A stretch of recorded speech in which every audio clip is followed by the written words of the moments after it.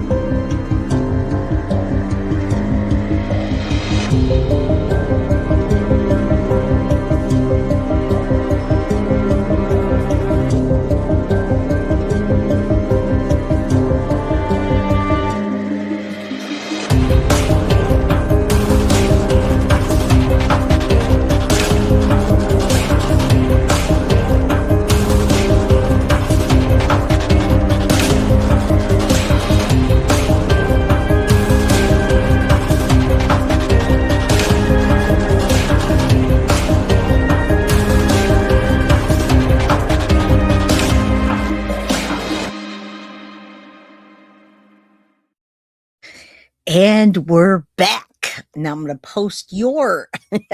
He says, and we're back. Hello, everybody. You guys know the drill. I'm your host, Jay, with Guilty of Crime, and happy Friday, everybody. What's up? Got Cuff You, Kel in the house, Sint, Lady for Justice, Mama Pearl. Who else is up in here? I don't see my girl Tiff anywhere. I don't see Foxy.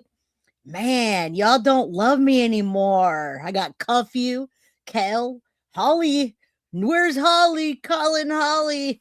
What's up, everyone? Happy Friday. I'm so happy that it's Friday. We need justice for Celeste, and it keeps coming. Things keep coming out, and it feels like it gets worse and worse. But what I'm going to talk about today will make you feel a little better, I think, after we see some more of the evidence that's going to be presented to the jurors, if it makes it that far. And what will David's defense be? And we're going to also look at the days before and one day before and days after David took or killed Celeste allegedly. All right, so we're going to check in on him, see how that goes, talk about the prosecution, the defense, all that kind of stuff. So come on in, guys. Hit that like button, subscribe.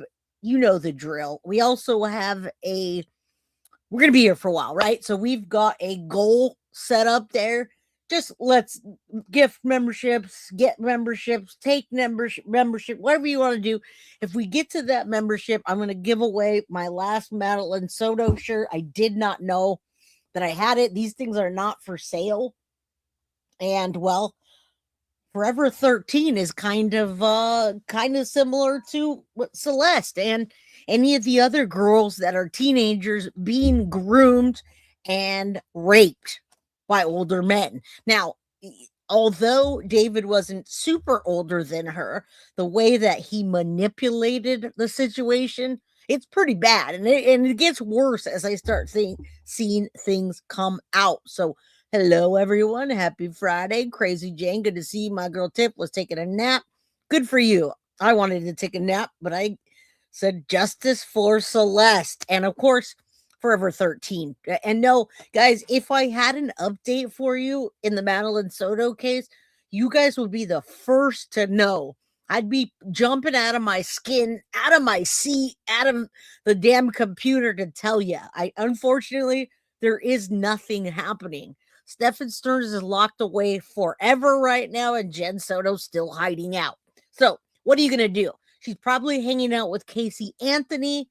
That being said, we're so much better off than both of them nasty potatoes. All right, what's up, Shadow? Good to see you, my friend. Deborah's in the house. Yes, Forever Young. Elvin, how you doing?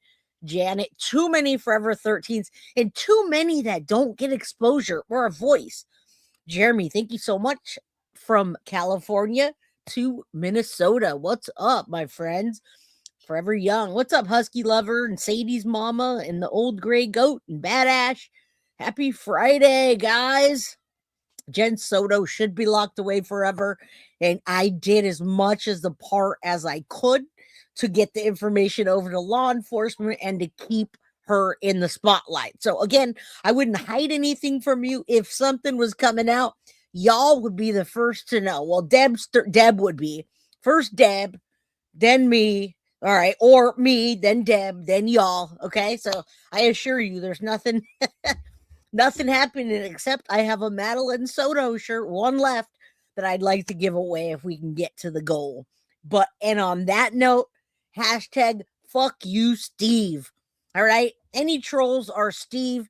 Hashtag Steve sucks. You see the trolls? Let's just zap them out of there. Although they did help me to promote my book yesterday. You know, when you start calling me lesbian and gay, I'm like, perfect. Have you seen my book? Go buy it.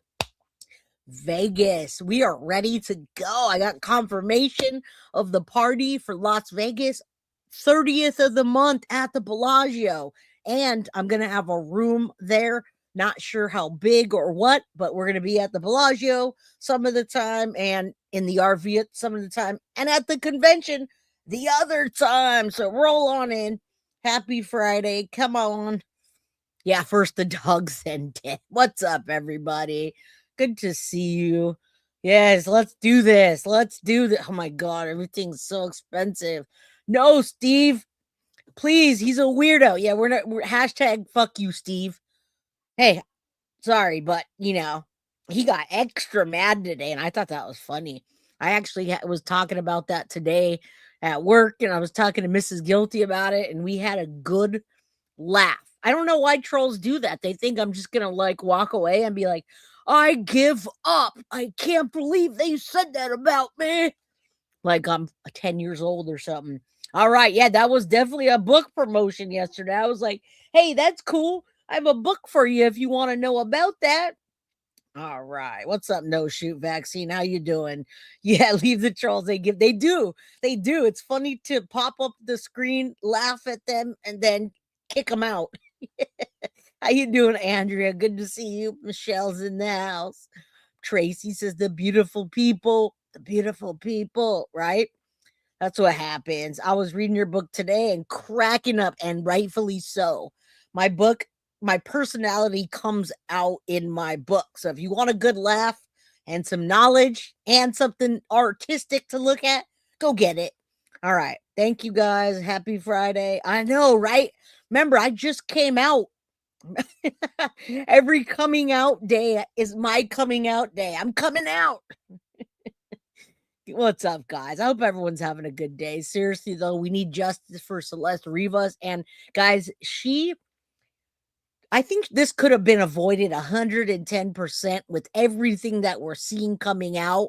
And the fact that what's really unsettling is that if these kids like Neo and Asia, they didn't know, then they put way too much trust in David.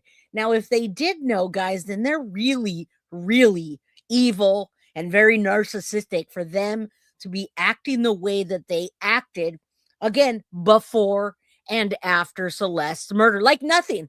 Like, no, who cares? It's a poor little Hispanic girl. Who cares? Nobody's going to miss her. And that's what happens. That does happen. All right. I dropped my head at some point. All right. Let's get into it, guys. This is what happened to Celeste. This is what happened next. I'm so grateful that this monster, because he is a monster. He really, truly is a monster. And that is what he should look like. He should not be looking like this. He should not have that hair. He should not have the jewelry. He should not have any of that. He should be in a cell forever, fantasizing about his sick shit. And remember, he's a pedophile allegedly as well. They found a ton of CSAM on his iCloud, right? Hope 8 Fear. It's been a while. What's up? Stars in 54. How you doing? Oh my goodness. All right. So yeah, he deserves that. He was starving for attention. And now, David, you've got all eyes on you, buddy, except you're going to be locked up. Now, he has been very egotistical, right? I'm going to be 47 years old. Mama Pearl didn't know. All right. So check this out. We're going to start off with justice for Celeste because I went to the Justice for Celeste page. There's 27,000 followers, a lot of good stuff on here. And we can remember Celeste and the things that David did. Not only that, but I found some not hidden TikToks that were deleted and resurfaced after Celeste's death. So it just goes to show you she was completely with David. Maybe it was one-sided and David was just using her for content and material. I don't know. What's up, MM Clark? Hope you're feeling good today. Happy to be here. You're on time. You're completely on time. Right on time. All right. Let's just take a look at some of this stuff. Justice for Celeste. I mean, that could be a good mother. I'm not going to put that on there, but a prosecutor. Let me go back to this because, I mean, look at the beginning of this. It's her and David, and I think it was really one-sided. I think that he used her. Their text reportedly contained sex, abortion. All we do is have sex and hang out. I want more. There is her finger that says David with the ring finger, by the way. And prosecutor led David dismembered her. All right. We're not going to read through all this because we know about this, but I wanted you to see the Justice for Celeste page. Hispanic, by the way, and I'm glad they put this, is Salvadorian, guys. A Salvadorian person is Hispanic, just like any kind of Latin Hispanic. She was El Salvador, but that's Hispanic. I love that people are saying that because it is. She's a young Hispanic girl that was let down like many others. This is not something that doesn't happen. It actually happens all the time. But I think the reason we even know about this is because David, right? David's supposed to be this superstar. Not so much, right? So, I mean, oh my God, this one's heartbreaking because you guys, if you have children or grandchildren and you see this little Celeste, doesn't it make your heart just be like, what is happening here? Central American. Yeah, it's Hispanic. I'm Hispanic. I'm Spanish and Puerto Rican. If you're Mexican, you're Spanish, you're Puerto Rican, you're any kind of Latin descent is Hispanic, my friends. What's up? And guys, I am going to update you next week on the Jack and Lily case. All right. There's not a lot of updates, but I do have some really interesting stuff to go over. And I figured that would be better sorted for Monday. You guys wanted it. I mean, come on. This is their relationship in a nutshell. Hiding her face. He was doing what he wanted to do, exploiting her however he wanted, using her as content, and then brutally killing her. Not just killing her, but then dismembering her. And guys, frankly, just laughing about it.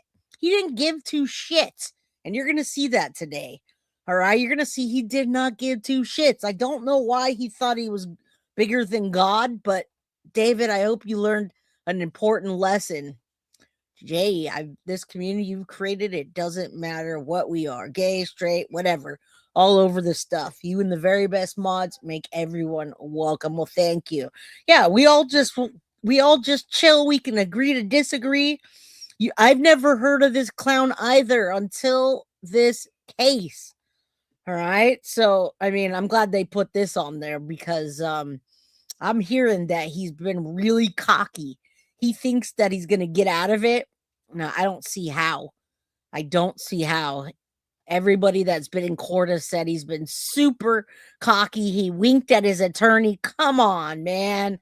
This guy's disgusting. And you guys know it as well as I do. So Justice for Celeste. All right. Now I want you to take a look at some of his Instagrams.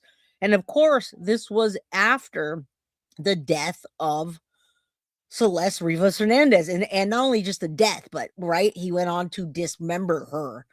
And there's a lot of almost everything David has, that entire stupid album, the Withered album with all the tracks and his written book, it all comes down to one person, one situation, one thing, a love that withered and died, and he had a funeral for a Tommy, his bad side, that allegedly killed or something died. This guy's, he's not going to come back from this. And even in this one, guys, he says, every song written by me on my phone, baby. This is a passion project I put together to make sure I don't lose the raw emotional weight my music carries. Guy, get over yourself, dude.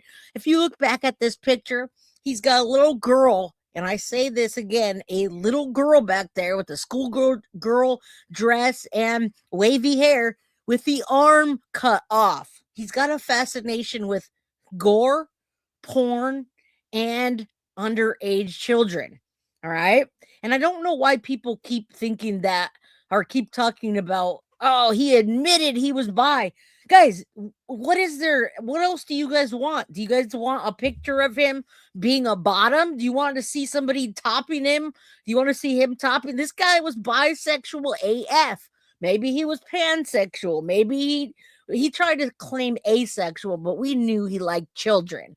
All right. So when people say, "Oh, he said it," guys, yes, he's a big old bisexual, maybe even a homo that liked gore, porn, and kids.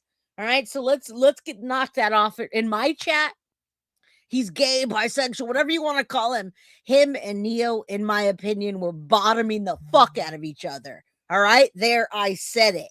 All right. Let's continue. This guy's nothing special.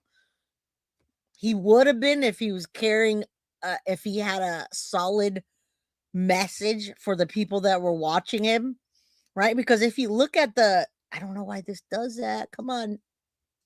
I know why it does it, because my computer has lights on it. Hold on real quick. Do this. Sorry, guys. I really don't know why it does that so often. All right, let's do this. All right. Okay, so we'll look at this for a minute while it straightens up. This guy really thinks he's something else. And it was interesting. Someone came in chat earlier and said, did you notice the age that he appeals to? Why is he appealing to that age? But you got to remember, when this sicko started, he was underage in his closet, making music, homeschool, right? Dying for attention. All right. So look at, he appealed to the audience of people and kids that play Fortnite, Roblox, and all that. He did that purposely, in my opinion. All right. And when you see David, he just really thinks he's something special. And guys, I hate to break it to you, but this is after. This is actually, this post is what, a day before we found the body. When was her body found? Dismembered, September 8th. I mean, this guy just doesn't give two shits, guys. What is this, August 10th? This is the time that everyone was saying, where is David? Now, I'll come back. All right. He disappeared for some time. And if you look, it's weird that the time frame just drops off like that. I mean, people were trying to make something out of this. He's got a slasher costume back here, and you can see the dates, July 30th. There's a big time gap. And I think the only reason Asia ever even hung out with this slub, this idiot, this whatever, is for the notoriety. She just wanted to get the followers. She's turned her back. Neo's turned his back. And so was everyone else, guys. And rightfully so. All right. Again, he appeals to children. And now we know why. And yes, guys, he's probably a bottom. Breaking news. David's a bottom. And I love this for him. Check out this evidence that they're going to be able to present to the prosecution. His proof where the evidence was found of Celeste Rivas Hernandez items that he threw away also has his tracks, maybe from the car, maybe from the phone. There's digital evidence of where he threw that to put him in that place that night. Santa Barbara, guys. County of Santa Barbara, Caltrans right there. They were using that. They were using this to for this road right here, and one of the Caltrans workers spotted Celeste Rivas's passport ID right over there. So we're going to the spot where they said they found her passport card. It's like right up here. See, there's a lot of trash out here.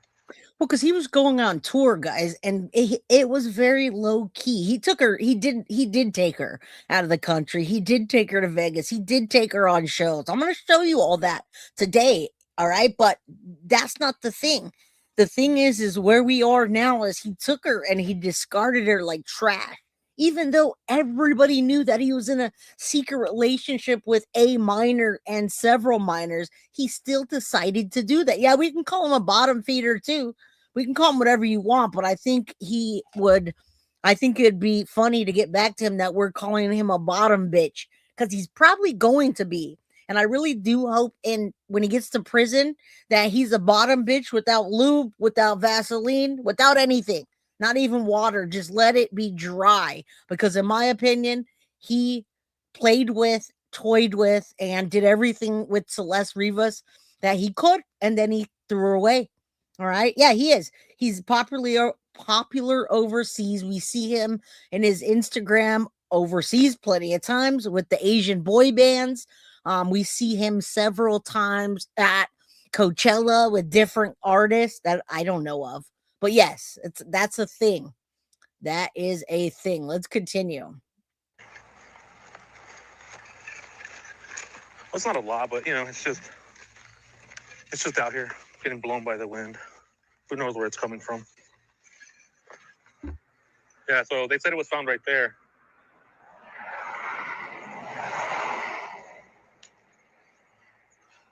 And this is where I found that trash bag, but there's nothing in it. Now, we don't know if this photo was taken exactly where her ID card was found, because he went 3 separate times, and it seems like private investigator Steve Fisher thinks that the chainsaw and other things might have been dumped in the lake that is really close. Guys, he went down to Santa Barbara that night, and they have him pinging right on the spot where they found Celeste discarded items. Or I don't know exactly what items. I know the worker found the passport, but come on, man. Harris O'Rourke, what's up, my friend? Good to see you. He's gonna ride his bunk like a punk. I like that. Yes, justice for Celeste. There wasn't in life, so let's try to get her the voice out there and the momentum. Justice for Celeste. Guys, we are going to talk about how he's going to defend himself, and I kind of figured he was going to do it that way, but guys, I just don't see what he can do to get out of this. To this area. Also heard the prosecution team reference this area with its closeness to the same lake that Steve Fisher is referencing. Now, I'm not sure what information he has because he has been working on this case, but he said that he believes David parked his car on the side of the road in one of these inlets that are on this highway and then went into a trail towards this lake. He said this specific trail that he's talking about has a gate, and there are many trails in this area. Steve Fisher also uploaded a video of license plate readers that are all up and down the highway. What? And he believes that David was probably also caught on these license plate readers. Now, I want you guys to remember that David was still a kid. His mind was still a kid. I'm not saying, I didn't mean to say it that way. I believe in his mind, and I've been watching a ton of coverage on how his brain works and the psychopathy. And I think that he really, really, truly did think that he was bigger than everything, as to let Celeste's body just rot. He thought it was funny. And he knew that if it decomposed long enough, it would be hard to find out what the cause of death was. So in his opinion, his music career was much, much, much more important than Celeste, not only her life, but to dispose of her body. Because all he had to do, guys, was take that car and get rid of those remains anywhere else but where he did. All right. And he kept that finger. Yeah, I know. Bigger than Elvis. Well, he thinks he's just bigger than life. I don't know how he thought he was going to do that, but let's take a look. I wanted to show you some of Celeste's TikToks that resurfaced on the internet. It clearly shows her innocence. And, well, Riley Lou explains how Celeste was manipulated by David. And we do see that. We see that the whole time. I feel like he's based on its percentage instead of flavor. I feel like he manipulates her in an entirety, and then he uses her as his story. Yes. So if you actually read his story, if you got the book, the Withered book, and you read each song and what they meant, everything referred to Celeste and that particular relationship. So I feel like maybe he was just using her as a muse, and he's so narcissistic, and who knows what else. Yeah, when homeschooling goes wrong, it goes wrong quite often. I hate to say that, but we need better systems in place for homeschooling. Okay, that's it. I think he was homeschooled and his parents just left him to do whatever he wanted while they went out to work. They never checked on him. They let him be in his demented bubble with child porn on his phone and gore. I mean, it wasn't after. Remember, he's only 20 years old. I think he just turned 21. All right. You never heard of him before? I never heard of Neo.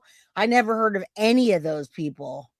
All right, let's check this out real quick. The manipulation and the surfaced TikToks from Celeste, so you can see her innocence and his manipulation.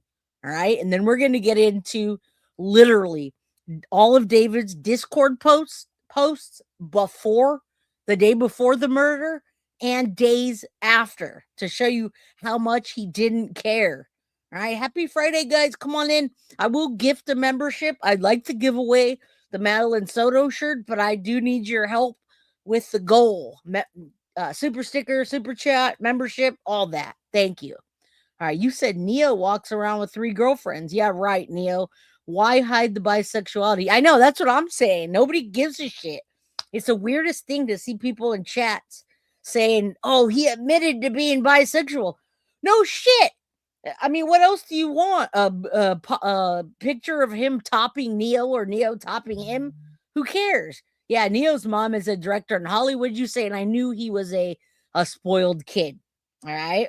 Yep, you got that right. Let's continue. This is part 2 of Celeste's repost on TikTok, and it just gives you a glimpse of what her mindset was and how manipulated she really was. If you're wondering why this tattoo looks familiar, it's because Celeste and David had a matching one, and you can figure out why it says shh. And again, I'm sorry, I'm going to say it every single time. Even though she viewed this as a relationship, it's because she was manipulated and groomed by him. A minor can't consent to a relationship with an adult. It is heartbreaking to see that she truly felt like she loved him, and he was just abusing her the entire time and eventually would take her life. Proud of my man always. He goes through things he doesn't even talk about and works his ass off every day, yet he still remains soft, loving, and reliable. He is hands down the strongest man I know. And here he is in the comments. It says, I love her. And this was about 2 weeks before she's first reported missing. How I'm treating my man all 2024. Me, whenever someone gets me Hello Kitty. And as you know, she loved Hello Kitty. Because she was a child, by the way. Not saying that adults don't love Hello Kitty. It's just she was a child. How life feels when you Exactly. She was a child and he was catering to that. And I gotta tell you, he knew her since he was 11. She was 11 and he was 17, I believe. So he was taking all of that information that he was getting from her and using it to create. All right. Yeah, I media trained you. No, you didn't, but that's controversial. What's controversial about raping kids? Delete it all, right? I think that was step 1 of her speaking up. I think that she had probably threatened him before if they broke up that she was going to say something. I think everyone in the group is just plain sick and needs help. I agree, but they are not going to get that. They are probably, in my opinion, going to get even a plea deal. They're going to get immunity from what I hear. They're getting offered immunity to testify against David. All right. That's good. Granddaughter is homeschooled with live online teachers. That's good. That's good. It's not all like that, guys. We just watched the Eve Rogers case, and Eve Rogers in that state, guys. What was it where was it? Connecticut. They have no kind of rules on homeschool. No check-ins, no checkups, nothing. You take them out of homeschool. No one does anything. You can even do the homework for them. Nobody would know what happened. All right. So that needs to be changed for sure.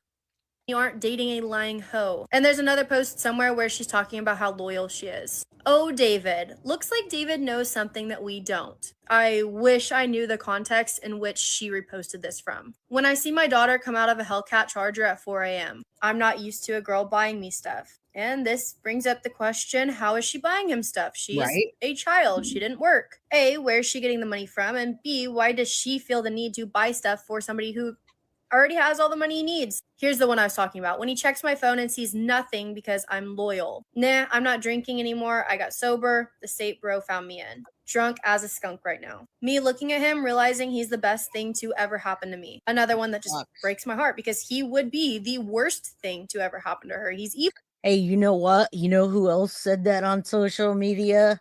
I shit you not. Shanann Watts. You guys remember the Chris Watts case? The family annihilator? Literally, when you go back and you watch her Facebook reels or whatever they are called now, she said the best thing that ever happened to me was Chris. Make sense, right? You remember that? That's crazy. If that's the best thing that ever happened to you, I'd hate to know what the worst thing is. This poor girl was manipulated, and I believe he's very controlling. I was watching some video earlier about him and not being in relationships. He's going solo, he says. Now, that's after Celeste's death, by the way. All right. Cool. I just want him to hold me and tell me everything's okay. How life feels when you start choosing alcohol based on its percentage instead of flavor. And I know kids do stuff that they're not supposed to, but she would have been freshly 13 at this point. Thank you for every place you've taken me to. I don't think there's a love stronger than an older sister and her younger brother. This one's pretty sad too. And I do feel heartbroken for her siblings. You still together? Us? This MF got me thinking, if I get treated this good when I'm his girlfriend, how good could I get treated as his wife? I love him so much. He had her so manipulated, you guys. This is just sad. I mean, he was telling her whatever she wanted to hear in the beginning, I believe. All right. It was all hearts and sparkles until he realized, I'm getting a record deal. I'm going to be doing these out of the country, out of the state. And he did toy with taking her on trips. He did toy with it, but it started getting hot, guys. It started getting hot, and Celeste wanted more. All right. You're very welcome. You know what's funny, Hope 8 Fear? I was trying to get you in the green.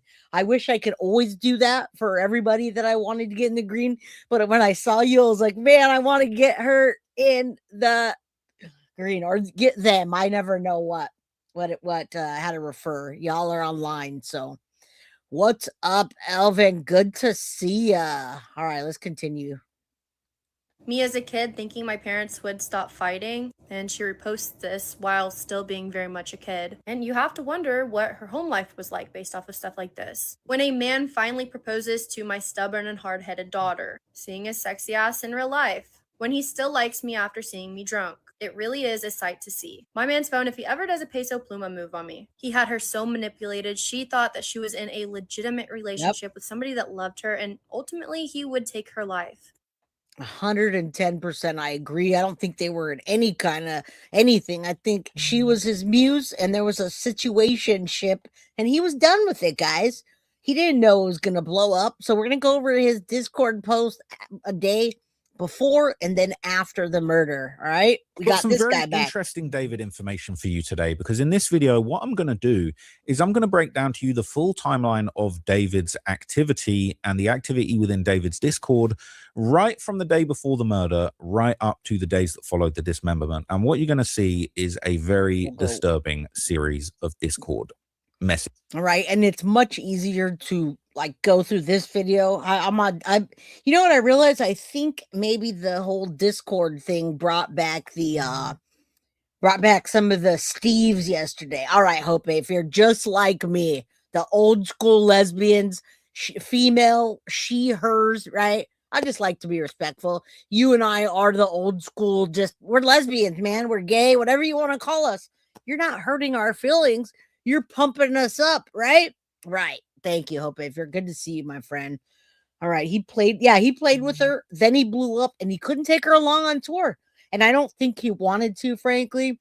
Guys, he was manipulating her. And I don't know why it's a big deal that he liked to bottom or him and Neo. They weren't flirting with each other. They were clearly having sexual relationships with each other. You could see the jealousy in Neo's eyes when Asia would touch him, or what's the other girl's name that we watched? Shakura, or whatever the hell her name was, Sakura. When she touched David and was rubbing the lotion on him, Neo looked like a flaming little bitch. All right, and I know what that means. Trust me, I know what a flaming little bitch means. Yeah, right? All right, let's continue. Messages and activity. So I've got everything here for you in this document, okay? Yay, All of the most important and interesting moments from David's Discord. And you know what I love about this? He uses the same thing I do. Google Docs, man. You take a Google Doc, you screenshot it, and now it doesn't go away because right now the posts are going away as fast as we can watch them, as fast as they're getting gone. All right, guys, come on in. I've been right. Me too. Me too. I don't even know what half of that means anymore. I had to take a whole class on it. A flaming little little bottom bitch. I wonder if he was texting, "Where are you?" because he managed to run. Nah, Dizzy. I think that whole thing was Steve Fisher talking about him stabbing her and her running away. I don't think that happened. I really don't. I really think he did that just to distance herself and to make it look like she ran off. I don't believe that for 1 second. But I'm glad you brought it up, though. yeah, it's bad. So this is the first post that I'm going to show you. So this is posted a full day before the murder, all right, on the 22nd of April. It's David. I'm guessing that's his LA crib, showing off his six-pack. And he's active. He's active in there. He's active in the Discord. So this will be followed on the morning of the alleged murder when a user posted screenshots of their messages with David, right? And they're basically saying, put the contacts away. He's posting a picture with someone pulling down some glasses and saying, please, David, so sassy. So he's talking to people. He's interacting people, apparently, on the day the murder's going down, right? Now, David made an Instagram story post on that very day. This is at 10 a.m. So the murder took place around 10:30 p.m. So in the morning, he's on there. He's promoting his tour. But do you see how you can't even get this anymore because the user's deleted? I mean, it might be there. It might be there. David he's pretty active on Instagram, but the user is deleted. So we have to fill in the blanks. All right. Welcome in, everybody. Happy Friday. I hope you guys are feeling as good as I do. All right. So apparently this is a David post as a deleted account. So a lot of them come up as deleted user when it comes to him. But it says all tickets available now. Hope you got the pre-sale code. And then that would be followed by another post 3 hours before the alleged murder. He would post this. Now, this is really interesting, right? Because this post, this has been going around and it's him sort of dancing. He's shaking it a little bit. He's throwing it back. Kind of bizarre, to be honest with you. But in this clip, it was unclear when this was posted, and there was a handbag in the back that did resemble one that Celeste had been seen with. Now, it seems like because this was posted into the Discord at 7:15 p.m., we can say that this happened before Celeste arrived at the property. Celeste arrived at the property and allegedly was murdered immediately between. Now, yes, everything's alleged. So that alleged person in the back, now that I've seen it side by side, I'm pretty sure that's what we're looking at, guys, is Celeste's purse that he left in the back. Yes, badass. His digital footprint is everywhere. And you know what, Crazy Jane? What the crazy thing is both sets of parents completely have lied to you guys, to me. They've lied to social media and said they didn't know anything about anything. They never met anybody. And we have proof that that's a lie. Jay, look at the manga character called the Tommy. David used that as his guide to dismember. I did, my friend. LA film scene. I have a whole 2.5 hour episode on Itami. If you go back to about 3 of my episodes, it's in there. That'd be cool if you go watch that, you guys. Go check out my playlist this week. Yes, it's Friday. I cannot wait. There's so many new things coming out this weekend, too. As far as Netflix and Hulu, there's a bunch of cool stuff that I can't wait to watch. He's the most stupid. I thought he might be an evil genius, but nah. 10:10 and 10:30 p.m. So we can confirm that this video that was dropped on the day of the murder, it wasn't recorded after. Okay, so that's maybe a very, very small point in favor of David not being a psychopath that, well, I mean, he is a psychopath, but he didn't get up there and make that TikTok after savagely, brutally murdering a child, okay? So it says someone from their Four Heads group chat would also post messages of David announcing a new song. So they would forward on messages from David's Four Heads group. You know, these are these little promotional group chats people have on Instagram and stuff. Him basically promoting a new song and this release. So this is at 10:20 p.m. Now, this has got to be an automated post or something, because how on earth is this promo getting put onto the David group? I absolutely believe that he scheduled that and put it out, guys, because at that time, we have the exact time frame when Celeste got to his house from the Uber and when he texted, "Hey, where are you?" Which it did fool some people, right? I mean, Steve Fisher's like, "Well, I got a new theory now, and my theory is that she showed up and they fought outside, and when they fought, well, then they went to Santa Barbara and he killed her in the car." Nah. That doesn't match the evidence at all. Jay, have you seen Wade Wilson? I certainly have, yes.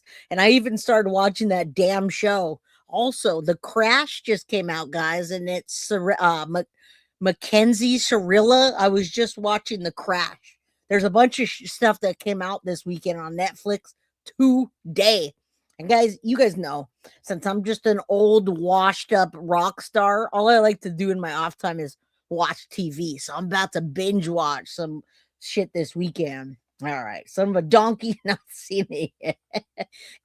Like at least 5 different things came out today that I think you guys would be interested on Netflix. Some true crime type of deal. Felicia, thank you so much for the Guilty of Crime membership. It means a lot to get this going. Thank you. You guys take her lead. We got 2 memberships so far. Let's go. I just started The Crash. So I'm gonna finish watching it after this. What's up, Kevin? I hope Kevin doesn't turn into a Steve. All right, let's continue. It's got to be his team, right? Because this is literally the time when the murder was probably going down, or it had just gone down, or she was bleeding out. It is that specific. 10:20 p.m. Now that's crazy. So obviously here it's just a reproduction of the timeline, just so you know what was going down that evening. Now it says 8:40 p.m. That's when David sends the Uber to pick Celeste up from Lake Elsinore at her home. Now it's a very long. It's a drive that's more than an hour. Okay, so people were saying she was in that Uber for like a. I mean, just this alone, my friends. That's huge evidence. That digital. Okay, let's pretend like we don't have 40 terabytes of whatever digital evidence of the murder and then another 10 somewhere of CSAM. Let's forget about the 50 terabytes of evidence and go straight to the fact that this guy ordered her an Uber, paid for it himself, took her straight from Celeste's home to his house, and then allegedly took her life within the next 20 minutes. Then he left a digital footprint where he went and dumped her shit in Santa Barbara. What? Come on, guys. If I did that, guess what? I'd already be arrested. If I ordered anybody an Uber and they turned up missing in my car, thank you, LA Film Scene, for becoming a member. And Felicia says, "You're most welcome," paying it back as well. Well, thank you. I appreciate that. I just love this community that we've made. And by the way, Deb says she misses all of you guys tonight. I believe it's her 46th anniversary. So, yeah, Deb and Chris Stearns are out on a date right now for their 46th anniversary. Kudos to them. You guys know, I don't think you guys realize how grateful Deb is to have a community that understands that she didn't make Stefan do any of that.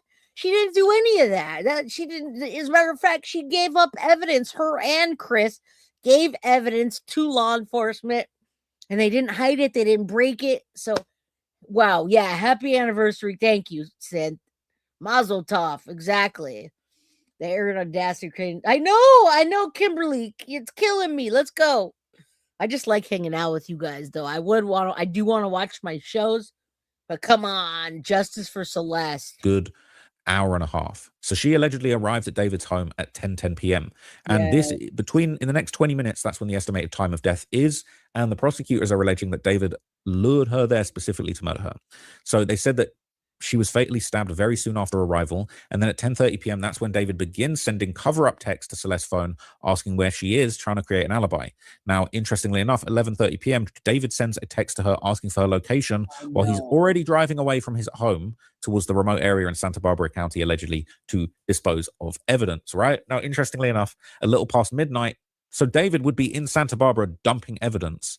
So we're seeing the the posts or the discords the day before and then in the days after. And of course, we want to remind you. All right, someone in chat earlier said, "Well, what do you think about the whole theory that Steve?" Well, she didn't say that Steve Fisher had, but I already saw what Steve Fisher said, and he was kind of like, "Well, if that happened, then yeah, then David would have said, 'Where are you?' and maybe she ran off." But guys, I just look at the digital evidence here. And then you could look at what David is doing in the time frame of that day and after. I mean, I wish it was just that simple. Rose, thank you so much for the $5 super chat. We're going to get to that goal today, guys. What's up, bestie? Good to see you. Hey, everyone, she says. Or they. When these messages are popping up, somebody is messaging David, all right? Basically, this is an earlier message from Instagram, but they're posting that to the Discord at 12:40 a.m. But that says 4 of the 24th. So that would have been in the early hours after midnight, after the murder took place. Now, interestingly enough, people keep sharing photos of David at 4:20 a.m. People are still sharing photos of David. And now, notably, David would make a post with the same headscarf a few days later. Now, it's unclear whether this was, an earlier picture that he'd taken. It looks pretty similar, but he was wearing a different shirt. And he's not looking too happy in that one, to be honest with you. So he might well have taken that photo that morning after the murder. So here we get to the next section, right? It says April 24th, 2025. This is when David allegedly used Postmates to have a shovel. Now, guys, I really do. I hope I'm not just seeing things, but in all actuality, when I'm looking at the time frame and the pictures and the videos, I don't know. I'm going to put it out there for you. Do you notice a change in his demeanor? Like it's almost like he tries to be goofy. He tries to go back to that innocent, goofy David that they were being earlier on before Celeste was ever even thought of being killed, to this more serious, more trying to kind of fake the funk. He's giving off different vibes on this. You see it, Hope Ain't Fear? I do, because when I look at all of his shit before the death of Celeste and then after, especially the dismemberment, it's just not the same. It's like he's got this thing. It's like he didn't think to contact Uber, right? Right? Oh my goodness. Delivered to his home, and that very same morning, he made an announcement. I would probably wager that David actually was going to Santa Barbara, not just to dump evidence, but he was looking for a dumping ground of the body, and that's when he bought the shovel the next day. And then he's allegedly on Discord or on social media, Shazam, basically teasing a new snippet from his Withered album, and people are being asked to save the pre-sale deluxe, basically. Okay. And so I've actually got this actual post here. If you want to actually see it, let me pull it up for you guys. So pull it up. I don't want to play any of the music that is included in this, we don't. but I will show you the post. So here it is. I mean, guys, I tried to find anything good about his music, and it's just trash. And the thing is that trash, unfortunately, appealed to little kids, mostly little girls. All right. Thank you so much, bestie, for the £4.99. Thank you. I appreciate you. Called and texted to. Oh yeah, absolutely, Deb. That's in my opinion too. All right. Just look at his demeanor after it. It just doesn't seem to go back. And he feels like he's bigger than life, obviously, because who in the hell kills somebody or murders somebody, dismembers somebody, and then sends all the evidence to their own house? 1 second. It's all going to come up. What's up? It's David here, aka D4vd. My new album comes out on April 25th, so I teamed up with Shazam to give you guys something special. If you Shazam any of my songs for the whole month of April. And starting with the first one, this is a 10-second snippet of a new song. Let's go. So I'm going to mute for the song, but he starts talking again. But I would say this probably was recorded after the murder. It probably was. And I feel like he's definitely not as animated as he usually is in this one either, right? I'm thinking he's a little bit stiff. That's all I can play. Shazam now! Shazam now! It's like I don't know. I wonder if he if that was recorded before or after. But anyways, we go. I mean, you really can't go back from that. People's demeanors don't change. You said that guy sounds like Liam Payne.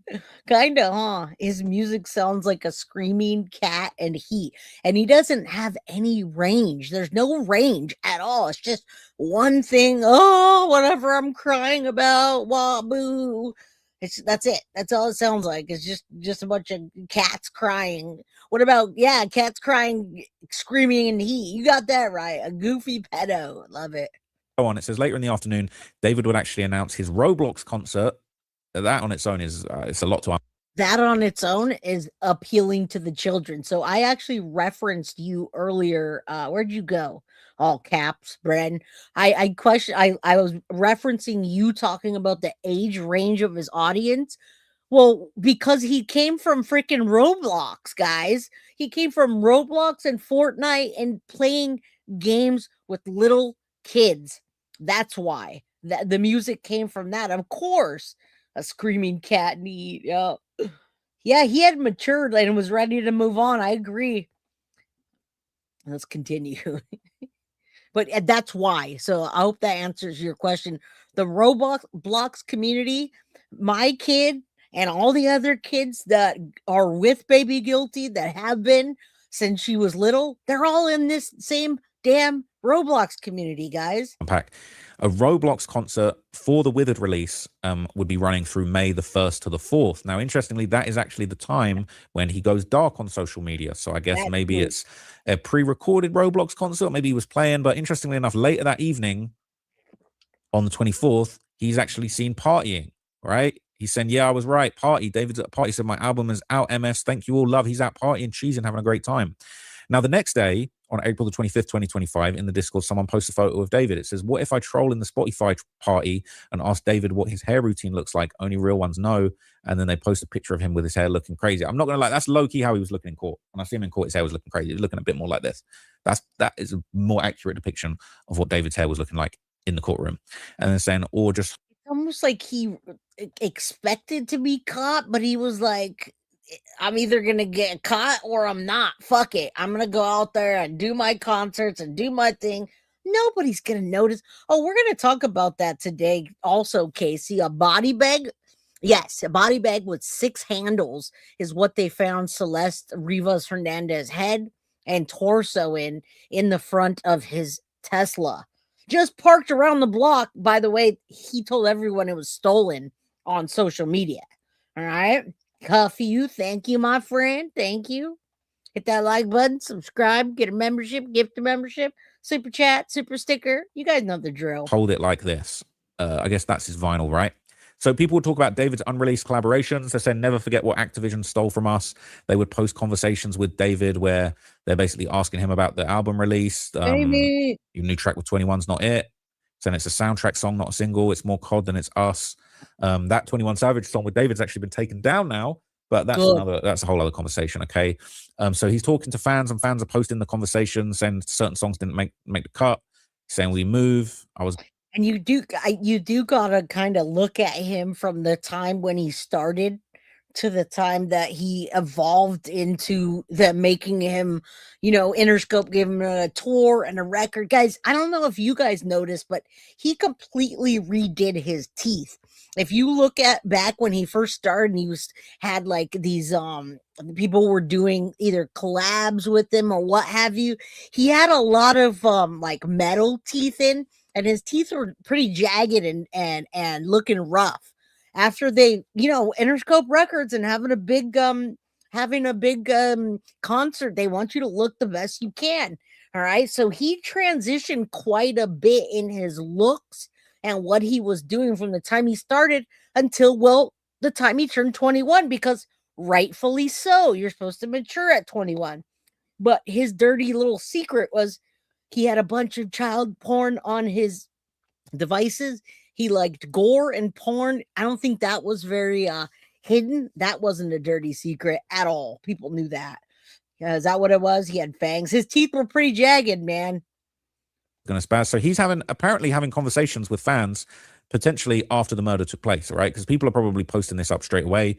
And he's saying he can't show certain versions of the song. People are posting it with devil emojis. And he's saying he's got 3 songs with Lil Nas X, but he doesn't know if he's going to drop them. They're definitely not coming now. And interestingly enough, 3 days after the murder on April 26th, somebody posts a screen recording from David's story. It says, made this edit of Is This Really Love when it was unreleased, but it's out now. And it said, bro, I was thinking about edits I could do for songs on the album. And the only idea I had looking back on Afterlife, though, this video was necessary. And it's one of David's story. It says, Pops, what the F you talking about? So I don't know if that's his dad. Maybe his dad's injured. Someone's wearing crutches, or I don't know what's going on with that. But I do actually have that clip for you guys here, which I can play.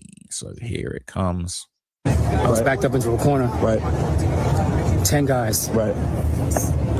10 guys, boss. Corner. Now, guys, that's David's dad, and we already saw pictures of David's family with Celeste all in one frame with the dad, the mom, the brother. So in this case, they're enabling him, and they know, I believe, that he's probably not going to get out of this. We're going to talk about what his defense is going to be after this. Ah, my goodness. I wish he would just tell everything that he did. He already wrote it down for us to read. Just tell everything and take it like a man, David. Okay, that was funny. That was funny. We can't laugh at David's jokes, but I yeah. know. Man. Yes. So after that, all right, David is seen at Band Lab. It says Band Lab glazes David harder than I do. And he definitely was a darling child for Band Lab, okay? So thank you, Band Lab. The David Museum is crazy. So he's basically saying they turned their offices into the David Museum for his album. This ain't looking too hot now. All right, Band Lab need a new hero. This is dark. Yep. Okay. So on the evening of April 26th, someone will post a pretty alarming screenshot from David's Snapchat. This is an 8:27 p.m. He says, hit a pose. And it's him wearing bloody gloves and doing the shush hand sign. And then he's got those bloody shirts in the background. Now, this is one of those things that's completely Duper's delight. He completely thought he got away with it, but he got to show the world and tell them what he did. What's better than living out your gory fantasy, getting to do that, and then just having a ton of money and your career skyrocketing? I think in this picture, he just forgot that the body was there. Like, he didn't even care for a moment in time. Don't think that I'm saying that he forgot about her. I'm saying he was so hopped up on whatever he was doing, whatever he was taking, and all the ego that was going in his head from having his name big up on the billboard, guys. Yeah, right in our mother trucking faces. And he was loving it. The fact that he did the shit thing with the bloody gloves, he's like, yeah, I killed that bitch, in his head, right? I'm getting away with it. Duper's delight, guys. I know, she does. All right, let's continue. is insane that this was what was going on in his career while allegedly the body was still either in his garage or already in the trunk, but that's insane. Now it says April 27th, 2026, a fan takes photos and videos with David and his family. That's his dad. I don't know if that's his little sister, his brother, but people are posting that they pulled up with him, and that clip is also still available. Got that for you guys right here. Oh, chill. Rob, is that Robert? Can I order you something,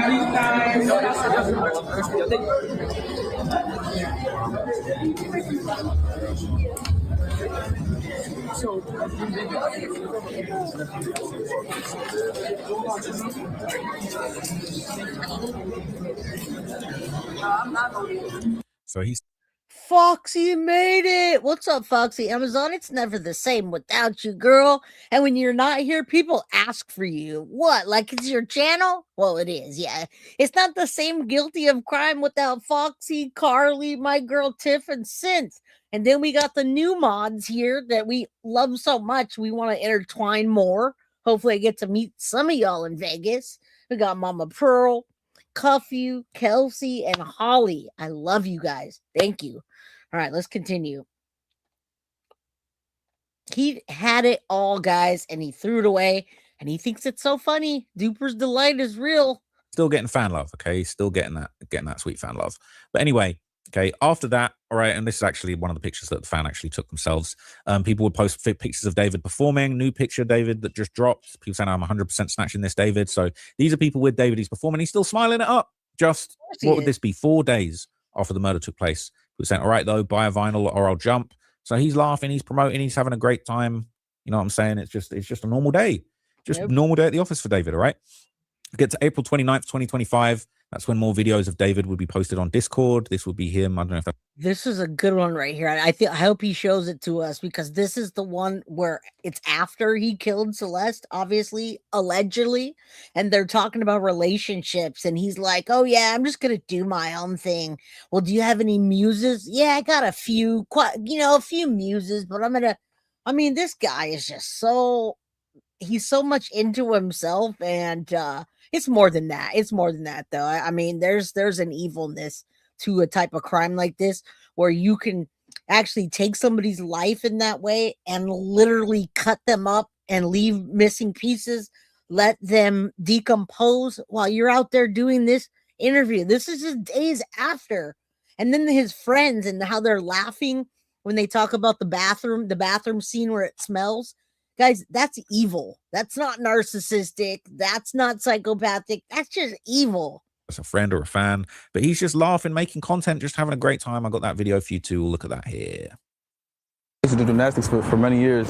Okay. You know what I'm saying? Welcome to Street Arts. I'm here with David. Anita. Why are you single? I'm focused on work right now. I ain't even, trying to get into that relationship thing right now. But what about See, this is just right after. She says, "Why are you single?" And he says he's not trying to get into that video for you too. Look at that here. I used to do gymnastics for many years. You know what I'm saying? Welcome to Street Arts. I'm here with David. Anita. Why are you single? I'm focused on work right now. I ain't even, trying to get into that relationship thing right now. But what about a muse? Excuse me. Yeah, excuse me. Why are you single? I'm focused on work right now. I ain't even, trying to get into that relationship thing right now. But what about a muse? I have a couple. You know what I'm saying? TV, movies, everything my muse. Then why are you single? I don't know. I feel like I haven't found the right person. I want you to look. Everything's his muse. I think that's a lie. I think the thing that was his muse was Celeste.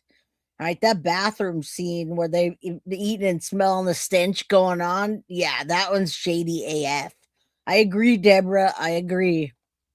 At each other and tell each other what you like about each other. I like your eyes. Thank you. And your hair, too. Thank you. That is on me right now. That's on me right now. I like your eyes too. That's the first thing that I saw. Hey. Then I like your nails. Those are tough. You already know? Yeah. Tell me all your non-negotiables when you're dating someone. Understanding, you gotta be able to listen, you gotta be able to be respectful. Yes. Funny. Good conversation. Understanding, you gotta be able to listen, and you gotta be respectful. I mean, is that not all signs of? Did you hear what he just said? You gotta respect this motherfucker. You gotta. I mean, what he says is just right. Yeah, he's a sexual deviant. That's a good word for him. And not only that, Gigi, but the sexual deviant comes into the gore porn and the CSAM that he has. I wonder how much CSAM he had, and I wonder if it was more than Celeste. I wonder if it he had random other children that he did stuff to, or other people were trading him. You got to be able to listen. She said those nails are hard. Hard for what? That's the Conversationalist, charismatic. I love all the good stuff. Yeah, more than me. What's the energy of a sweetheart? Doing stuff without being asked. Like Thoughtfulness. Yeah, the thoughtfulness. What's the sweetest thing someone's ever done for you? Valentine's Day note. I love flowers. So flowers. Valentine's Day note. I know who you spent the last couple Valentine's days with. Celeste. Missing persons poster doesn't count as no Valentine's Day note. That's crazy. Stuff without being asked. Like thoughtfulness. Yeah, the thoughtfulness. What's the sweetest thing someone's ever done for you? Valentine's Day note. I love flowers. So flowers every week. Whoa, every week? On rotation. You think you can do that for her? Flowers. I mean, there's flowers everywhere in New York. It's springtime. You already know. Yeah. What's one question you typically wouldn't ask on a first date? What do you see yourself in 10 years? Like success. Bro, the date you go on and the guy murders you and he's talking about where do you see yourself in It's actually right here. This is the same video, Maggie, where she says, "Where do you see yourself in 5 years or 30 years?" And he's like, off in an island somewhere. All right, he's gonna be off in an island somewhere. What do you think the weirdest thing that he kept under his bonnet was? I'll let you guys answer that in chat. 10 years? He would never ask that. I don't know. Maybe I'm reading too much into it. Successful. Fire. Where do you see yourself in 30 years? I'll probably still be doing music. Maybe I'd move to another country or something. Yeah. It's now time for the Street Arts. Oh, he said another country. I thought he said an island. Well, he's gonna be in another another country. He's gonna be in another world. That's for sure. Boards, we'll find out if it's a yes or a no to a second date. Friends, we have a Street Arts friendship! Got put in. If she was underage, if she was a little girl, he would have been like, yes.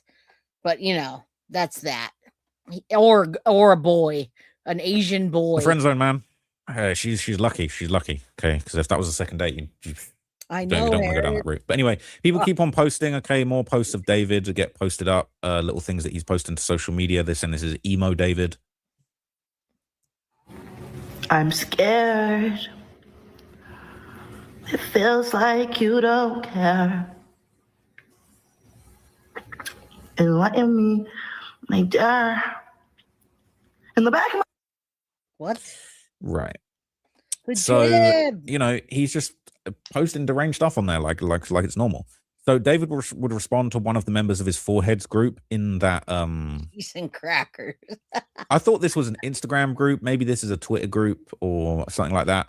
But he's got kind of a group of super fans saying, "I love you, David," but no, he said you're outvoted, bud. That gets posted to the Discord. Now, this is what's interesting. Okay, so May the 1st, 2025. This is the very day that David orders 2 chainsaws to his crib on Amazon using a fake name, and it's also the day that the Roblox concerts begin. Now, I don't know if he's actually virtually playing these on a microphone in the game, if they're pre-recorded. I don't know. I mean, guys, this should scare everybody to see this type of thing happening. Some talentless, evil, narcissistic psychopath having access to our children and then taking our children onto Discord and Snapchat to do sexual things. All right. And anything is sexually deviant if it's with an underage, if it's with a minor. Now, I don't give a shit about he wants to be a bottom bitch, a top bitch, if they're over age with boys, whatever. Yep. Newest child to groom. You got that right, Sarah. He wasn't going to stop. That was funny. Foxy said, what's the number one thing you think he would hide under his bonnet? And I think Jen's a gypsy said cheese and crackers. Oh, you won that for today. What's up, Weaponized Cat? How you doing? Good to see you. Happy Friday, everybody. The Jab. Happy Friday. How this goes down. Maybe they're live, right? But people are saying Pappy David in Roblox. People are loving it. These kids. It's a kids game. They're in the game watching David perform Roblox live. It's actually insane. So that's what's going down, right? In the days that David is dark on social media. People saying, not going to lie, I think David is getting some water to help his vocals right quick. God knows what he was really doing. He was saying, oh my God, y'all. I think he's back. Ain't too many people in the Roblox call, to be honest with you. People saying this concert is so realistic. Everyone make sure to check out the concert in 46 minutes. Roblox team will be filming it today. That's from Zerks, the weirdo that was a high-ranking member of this Discord. On the evening of May the 2nd, people would complain that David stopped responding to his DMs. David got a little situation on his hands during these days, all right? This is the big gap when he disappears. And then Sophia, another user, says the same thing. It says he never replies to me. Guys, is this coincidental or not? Not only that, when you go look at David's Discord, everything's wiped from the last 8 months. Now, remember, the arrest took a little over 7 months. Remember us speculating online with each other? When's this guy going to get arrested? Oh, shoot, Neo got arrested. What's going on? And then he finally gets arrested. This is my favorite picture of him right there. That shows you who David really is, in my opinion. There's no bonnet. His hair's all whatever. His face is all scruffy. He's this small. He's a tiny little dude, right? There you go. That encompasses him. That, and when he's locked up back there, and his mugshot, that is who he is, in my opinion. All right, let's continue. And it is my opinion because, well, it's my show. Me. And they're posting all the messages that they've sent to him, W. Caleb, but he's not responding. He's gone quiet. And then that's on May the 3rd, 2025, when someone notices that David just keeps posting Decay. He posts a bunch of other stuff, Happy Indie Summer, Alternative Rock, Empty the Clip, and I'm in Love, 11 p.m., and Decay. And the Roblox concert is still going on while this is all happening. Okay, people are talking about the Roblox concert happening, all of the concert chat going on live. People are in there. It's a little bit more filled out for the concert this time, but he performed to a very small group of kids. But hey, maybe that's his style. Okay, maybe that's exactly how he likes it. So people are partying with David in Roblox. Honestly, it's quite disturbing, really, that this is actually even was allowed to happen in a kids game. But it is what it is, right? So I may have called something. It's getting way more popular. People saying when you see David say daddy. So it's getting a little bit weird. Now, yeah, that's after the Roblox concerts ends, that's when the prosecutors believe that Jamie, I haven't seen you in a while. How you doing, my friend? Good to see you. What was his name? Remy? Allie's in the house. Happy Friday. You're late. You need to catch up. Drinking a watermelon energy drink. You are what? I'm drinking a Seabull, the Seabull Juneberry edition. I don't know. It's whatever. I don't care what flavor it is. If it's caffeine, I'm gonna drink it. He is a calculated killer. Fans, please talk about a bunch of creepy losers. I like that, Sarah. I wonder if he ever washed. That's the thing, guys. I wanted to tell you that a lot of people did say that he wasn't very cleanly, and they would see him wearing the same clothes day after day. Now, I wonder if that was after killing Celeste or he was like that. I don't know. Yeah, he probably never, that bonnet probably smelled like stank. Ugh. The dismemberment and mutilation of the remains took place in David's garage in an inflatable pool in his garage. Okay. And the very next day, immediately, he's outside. May the 6th, 2025, he appears at a meet and greet, and he is even captured on video. Look, he's just like...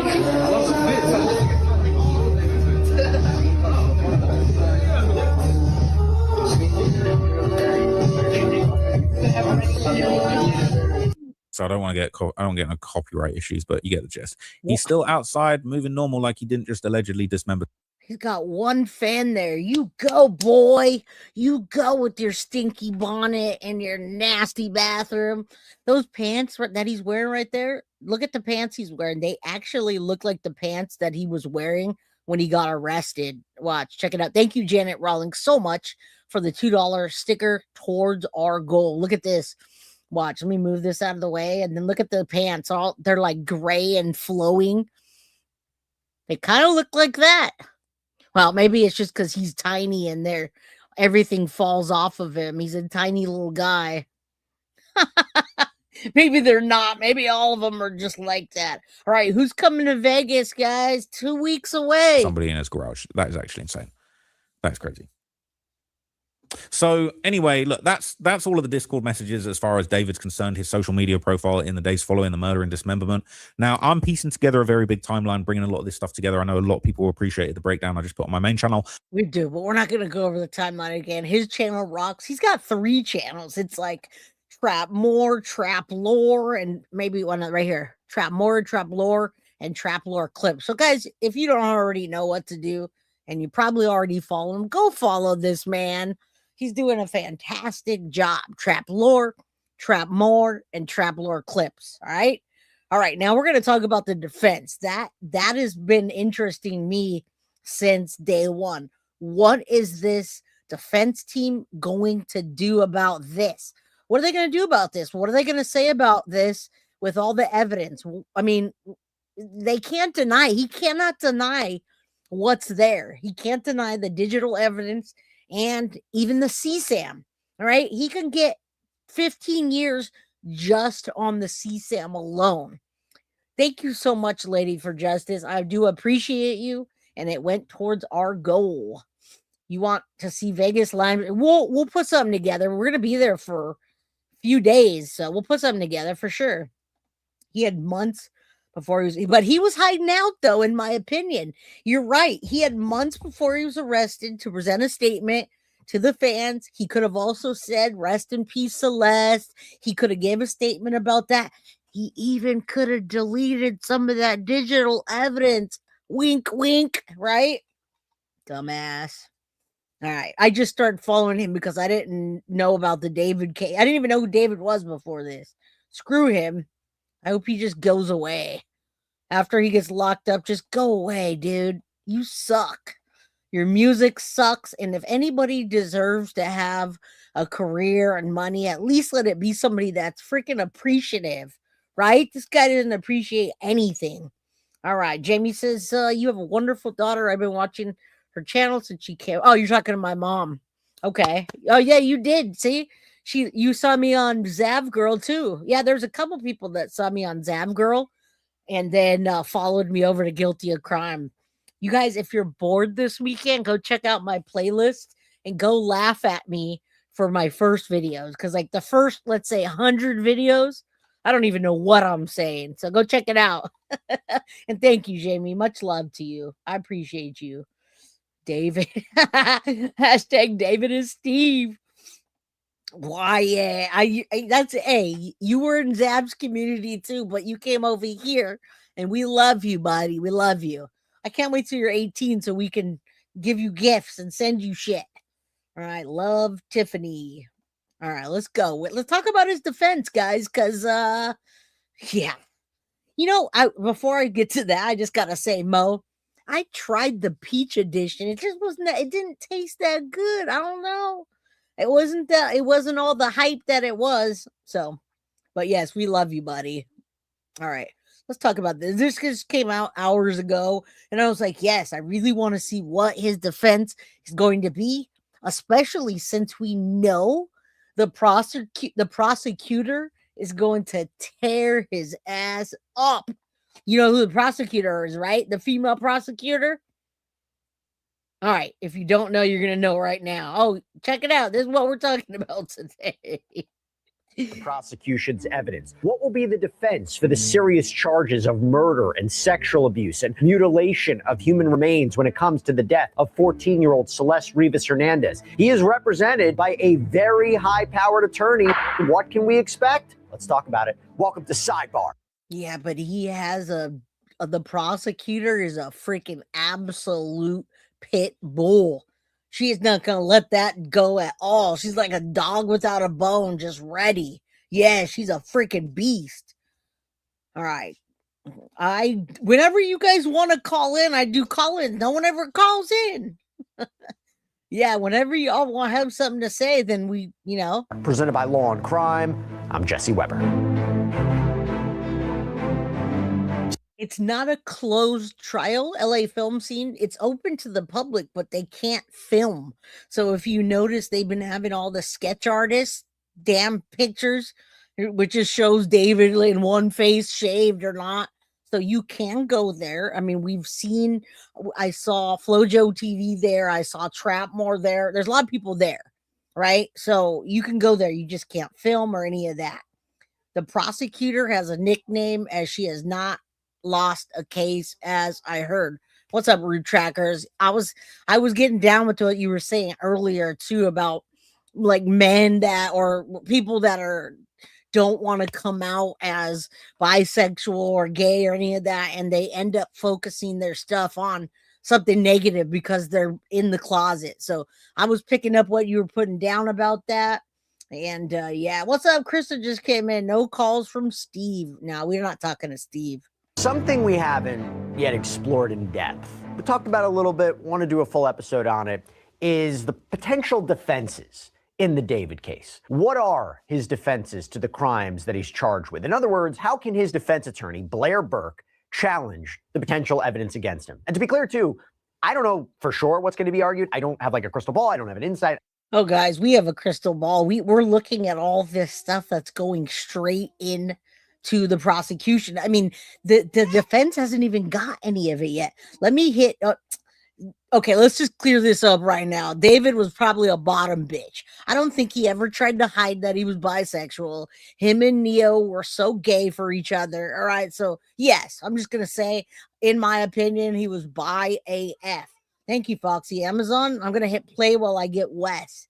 Wes is all pissed off right now. He's like, "Why I can't?"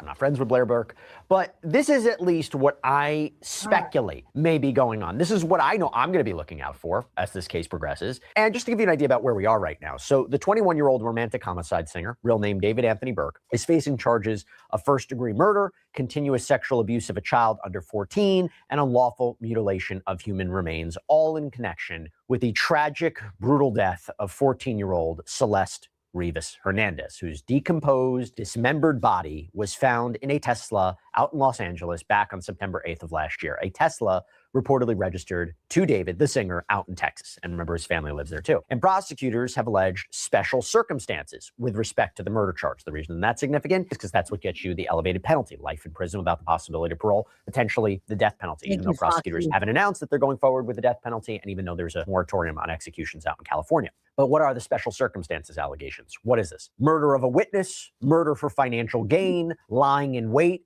They talk about using a deadly and dangerous weapon, a sharp instrument. Medical examiner's office concluded that Celeste's cause of death was multiple penetrating injury. Now, I do gotta say that this absolutely could have all been avoided. And here's the thing: I think the only reason that they're coming so hard at him is because she was a runaway and she was already a witness in that case. Like the parents had to call her in and had to call in law enforcement and say she's missing again. They think they knew where she was. They sent the police to David's house, and he said, "Oh no, I've only met her like once, and I don't know what age she is." He showed a picture of the of a yearbook, and then 2 days later, Celeste shows back up at school and at home. So I think that if they weren't looking at her and it hadn't been called in so many times, that it might have just went under the radar, guys. California won't give him death, but they're scaring him with it though. Wyatt, they can give him death. That's the thing. Yeah, a minor or 5, yes. That David allegedly murdered Celeste to keep her quiet, that they were in this alleged illegal sexual relationship. Remember, her being a minor, that they have what they claim are text messages from the night before she died or allegedly died. They say April 23rd is when she was killed. That show they were fighting, that she was going to expose him, that she was going to ruin his financially lucrative career, and then he murdered her. Prosecutors claim that on April 23rd, 2025, he lured Celeste to his home, stabbed her repeatedly, watched her bleed out, and then proceeded to order all these supplies online to engage. And again, how do they know that? How does it go that far? Well, let me tell you something, guys. Did you guys realize that at a certain time after she went missing and they were looking into David, that they had his phone tapped? He had multiple phones and phone numbers. Remember, he gave a phone to Celeste. He went and paid a kid $1,000 to give a cell phone to Celeste since her parents took away her phone. All right. She was a witness for being a minor, for him having sexual relations and being with an older man. She was a runaway. So law enforcement, I mean, you could see we've showed the documents where, or at least some of the verbiage of the documents where they went to David's house and said, "This girl's missing. Do you know her?" And he's like, "Yeah, I met her one time." "Well, do you know how old she is?" And he's like, "No, I thought she was 19, blah, blah, blah, blah, blah." And then after that, so guys, she was a witness turned victim. Hello, Carrie. Good to see you. Age in the dismemberment of her body and the cover-up of the alleged crime. Chainsaws, body bag, laundry bags, inflatable pool. They claim a combination of surveillance footage, cellular data, DNA evidence, witness testimony, all tie him to these alleged crimes. And right now, as we reported yesterday, his preliminary hearing has been moved to the end of June. It has been delayed once again, so the defense has more time to analyze the evidence, prepare their arguments at a preliminary hearing, and by all accounts, they're going to continue to get this evidence as it comes in from the prosecution. So we go back to the main focus here, right? What are David's defenses? And yes, he is innocent until proven guilty. These are just allegations. And also to be clear, I am not even saying that we're going to see these defenses at a preliminary hearing Yeah, we don't even know because they don't have half of the evidence yet. They haven't really asked for it. The last time they filed the motion was for his hair and his clothes. Now, this last time they did ask for more time in order to get the discovery, but I want to come back to my point about him looking just a lot more innocent. Not because he looks younger, but something about him, he just has an innocence to him before versus after taking her life. All right. And yeah, he had a 10 terabyte. We don't know if it was 10 terabytes solid of CSAM or just a 10 terabyte drive with CSAM. Either way, it's bad. All right. Jinx is back. Yes. Who is the me with me and David? What do you mean? Celeste and Neo?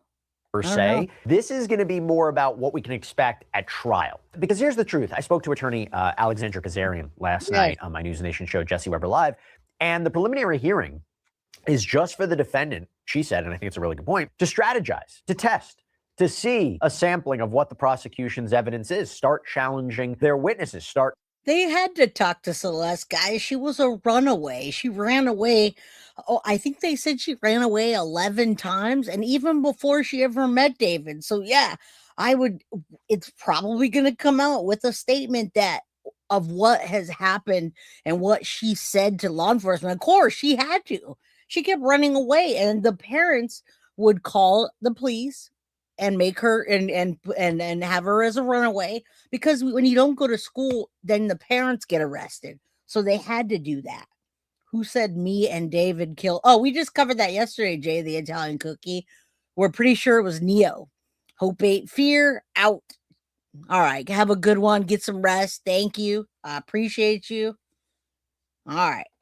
Me and David, that was yesterday's episode, and that was what do you call that? That was him and Neo, I believe. But you should go check that episode out. Coming up with a defense. Because look, here's the deal. Preliminary hearing, by all accounts, given what we've seen so far, and if we assume the prosecution has this kind of evidence that they claim they have in their pretrial brief, the court is probably going to say there's sufficient evidence to move forward with this case, because the prosecution doesn't even have to present all of their evidence at prelim. Just the minimum necessary to establish probable cause that David committed these crimes. Sufficient evidence for the case to move forward to trial. That's a very low bar. So I don't think David is going to go into that preliminary hearing, currently scheduled for the end of June, thinking, yeah, I'm going to get the case thrown out. But remember, this is just all what the prosecution claims they have, but I think it's going to be a test. So when I talk about the defenses, the actual substantive defenses, I think you see this more after the preliminary hearing. Just one more thing about that. Yeah, again, what you hear from the prosecution are allegations. This is what they claim they have. We will see. But again, let's talk about the defense. That's what I want to get into. And even before I get into the defense, who is his attorney? Blair Burke. I talk so much about her. So she is a renowned attorney. Now, listen, the only thing that you can do in this case, in my opinion, is start bringing other people in to cause a reasonable doubt. Now, we know that there's a witness list. I saw 77 people. A lot of the stuff was blurred out because they didn't release that. They didn't release all the names, of course. But we've got multiple people from David's family, Celeste's family, the kid that he paid. There's a huge list of people that are going to be testifying for the prosecution. And the only way that, in my opinion, this is just my opinion, the only thing that I think that she could do is try to say that it was Neo or somebody else that actually did the killing, and he was the last person in the car with her or something like that. But I can't imagine what this lady's going to work with. How is she going to combat that evidence? How is she going to combat the charges from the Uber to his house and the shovel and the chainsaws? What, I mean, how is she going to combat that? In Los Angeles. Harvard educated, very well experienced, reportedly an attorney to the stars. For example, represented Mel Gibson during his 2006 DUI arrest, 2011 in connection with a domestic abuse episode, represented Lindsay Lohan through a drug and DUI case in 2007, represented Harvey Weinstein in 2017 on the sex abuse case. She didn't do so well with Harvey Weinstein now, did she? I bet those girls putting on their little body glitter and blemish start. They are, of course, absolutely. They're going to be called. You're talking about Asia and Sakura. They're definitely going to be called. Yes. Is that Bruno? Represented Britney Spears, Kanye West, reportedly Leonardo DiCaprio, Channing Tatum, Johnny Depp. In fact, before we even get to the actual defenses and that whole discussion, give you a sampling. Here is Blair Burke in court representing David in one of his initial appearances. From the media reports, apparently there have been 4 months of secret grand jury proceedings. We believe that Mr. Burke is entitled at the earliest opportunity to an open preliminary hearing and the proceedings not be done in secret. So we are asking for a preliminary hearing to be set at the earliest possible date on the 10th day. Your Honor, we believe the actual evidence will show David Burke did not murder Celeste Rivas Hernandez, nor was he the cause of her death. And we would like to be able to have the evidence come into the light of day at the earliest opportunity in order to establish. So I think she's going to say that he didn't kill her, but he was responsible for, I mean, some of it. There's got to be some responsibility to, yeah, he purchased the props, but those props were for his concert and his, that's what she's going to say. I mean, you could see what she's setting up here. I also believe, and I was listening to a lot of different experts and different things say that he possibly left her in that car on purpose, decomposing, because if somebody's body is that decomposed, guys, you really can't tell. You cannot prove without a reasonable doubt that she didn't OD or that she didn't whatever, right? That she didn't try to attack him. Oh, she came over, I Ubered her, but she attacked me because I was breaking up with her and it was self-defense. You know what I'm saying? Yeah. All right, let's continue. I just don't see what she's gonna do. We're asking for April 23rd as a 3 of 10, Your Honor. Okay, so let's get into the possible defenses. And I want to start with the big one. Cause of death and manner of death. You just heard it a little bit right there in that clip, right? This is what the prosecution is relying on. If you go back to the autopsy report, if you go back to the ME's findings, this ME report, this summary, quote, death was pronounced at the scene. Autopsy examination was limited by extensive post-mortem changes. Keep that in mind. There are 2 penetrating wounds of the torso with smooth edges that may represent sharp force injuries.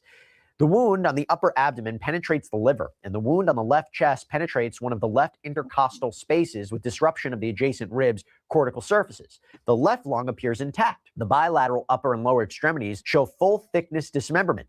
Multiple other skin and soft tissue defects are present without apparent associated internal injuries. The etiology of these defects is not clearly apparent due to severe postmortem changes. Postmortem toxicology performed on liver tissue shows the presence of a low level of ethanol, which may be due to postmortem changes or ingestion, and does not appear to be contributory to the cause of death. Given the history and circumstances as currently known by me in the setting of the findings by examination, ancillary studies, and in the absence of other definitive causes of death, the cause of death is multiple penetrating injuries. The manner of death is classified.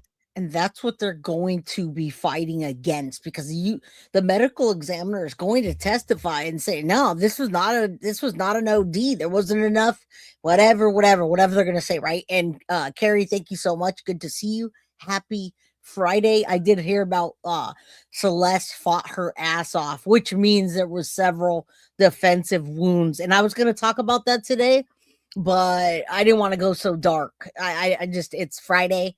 And so we're talking about the days before and days after the murder of Celeste, which it's dark, but we're not talking specifically. And then what's David's defense? So thank you for sending that. I've been all over this case.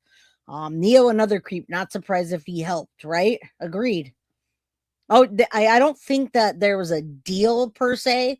I think I heard that they were offering immunity to those main people that he was hanging around with in that time frame, and they offered immunity for their testimony. All right. So yeah, Neo did take a deal. I'm sure he did. I'm sure they said, hey, we'll give you immunity, because he already separated himself. If you go back and look at social media, he unfriended himself. You can see the progression of what he did, and Asia as well. As homicide. And by the way, manner of death could be, homicide, suicide, accident, natural causes. If you ask me, what is the defense going to do? Challenge that. They're going to challenge, in my view, the cause of death, maybe the manner of death, by highlighting there is a severe. Yeah, so here's the problem, Carrie. It's a discrepancy, and we don't know until we see the actual video. I've seen 2 different versions of the video. I can't tell in either one, but Steve Fisher says the person that last moved the Tesla was wearing a red jersey with light skin, which would have been Neo. All right, but that's a discrepancy. That's a discrepancy between what the jury's going to be presented and this. All right. Yeah, they were. And I've seen the video multiple times, but I can't tell. They can tell. Good for them. It's either going to be Neo or it's going to be freaking David. That's it. That's all. They've already talked to Neo. They released him. They got his statement and he's gone. Oh, it's important to put. Yeah, definitely. No deals for David. I hope not. Level of decomposition and dismemberment. How can you know for sure what killed Celeste, given the state of her remains? I mean, the report itself at times notes how the examination was affected by the condition of this 14-year-old's body. I don't want to say it. I hate saying this, but that's what we're dealing with. I mean, her mutilated remains. I mean, you just heard what Blair Burke said in court, and it echoes a statement that originally came out when David was arrested, that the evidence will show he didn't murder Celeste and not the cause of her death. Now, I actually asked forensic death investigator, the host of the Body Bags podcast, Joseph Scott Morgan, about this. Take a listen. I think that the one thing about it is you're going to have a forensic pathologist that has a very strong background. Most do, all right, in decomposed bodies. But you're going to have a defense pathologist that can at least insert that seed for reasonable doubt relative to the level of decomposition. I think that that's really the only intellectual underpinning that you have. You know, if you're trying to make that argument that you guys do in court, right? Now, remember, guys, I know CSAM is not the same. No, I did not see an official report, LA film scene. What I saw was his different posts on social media. And on social media, you remember, he was out touring. He was on a tour when they found Celeste's body, and he didn't make one single statement. But there was talk because, well, David lived on Discord and all those other social media platforms. He told his people that he was talking to that it was just a nasty rumor and that his Tesla was stolen and he doesn't know what happened to her. All right. Yeah. He's nothing like Diddy. And here's the thing. It's speculated that he's going to run out of money before he's able to finish defending himself.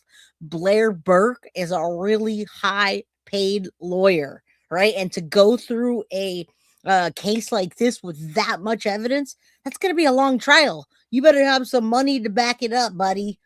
All right.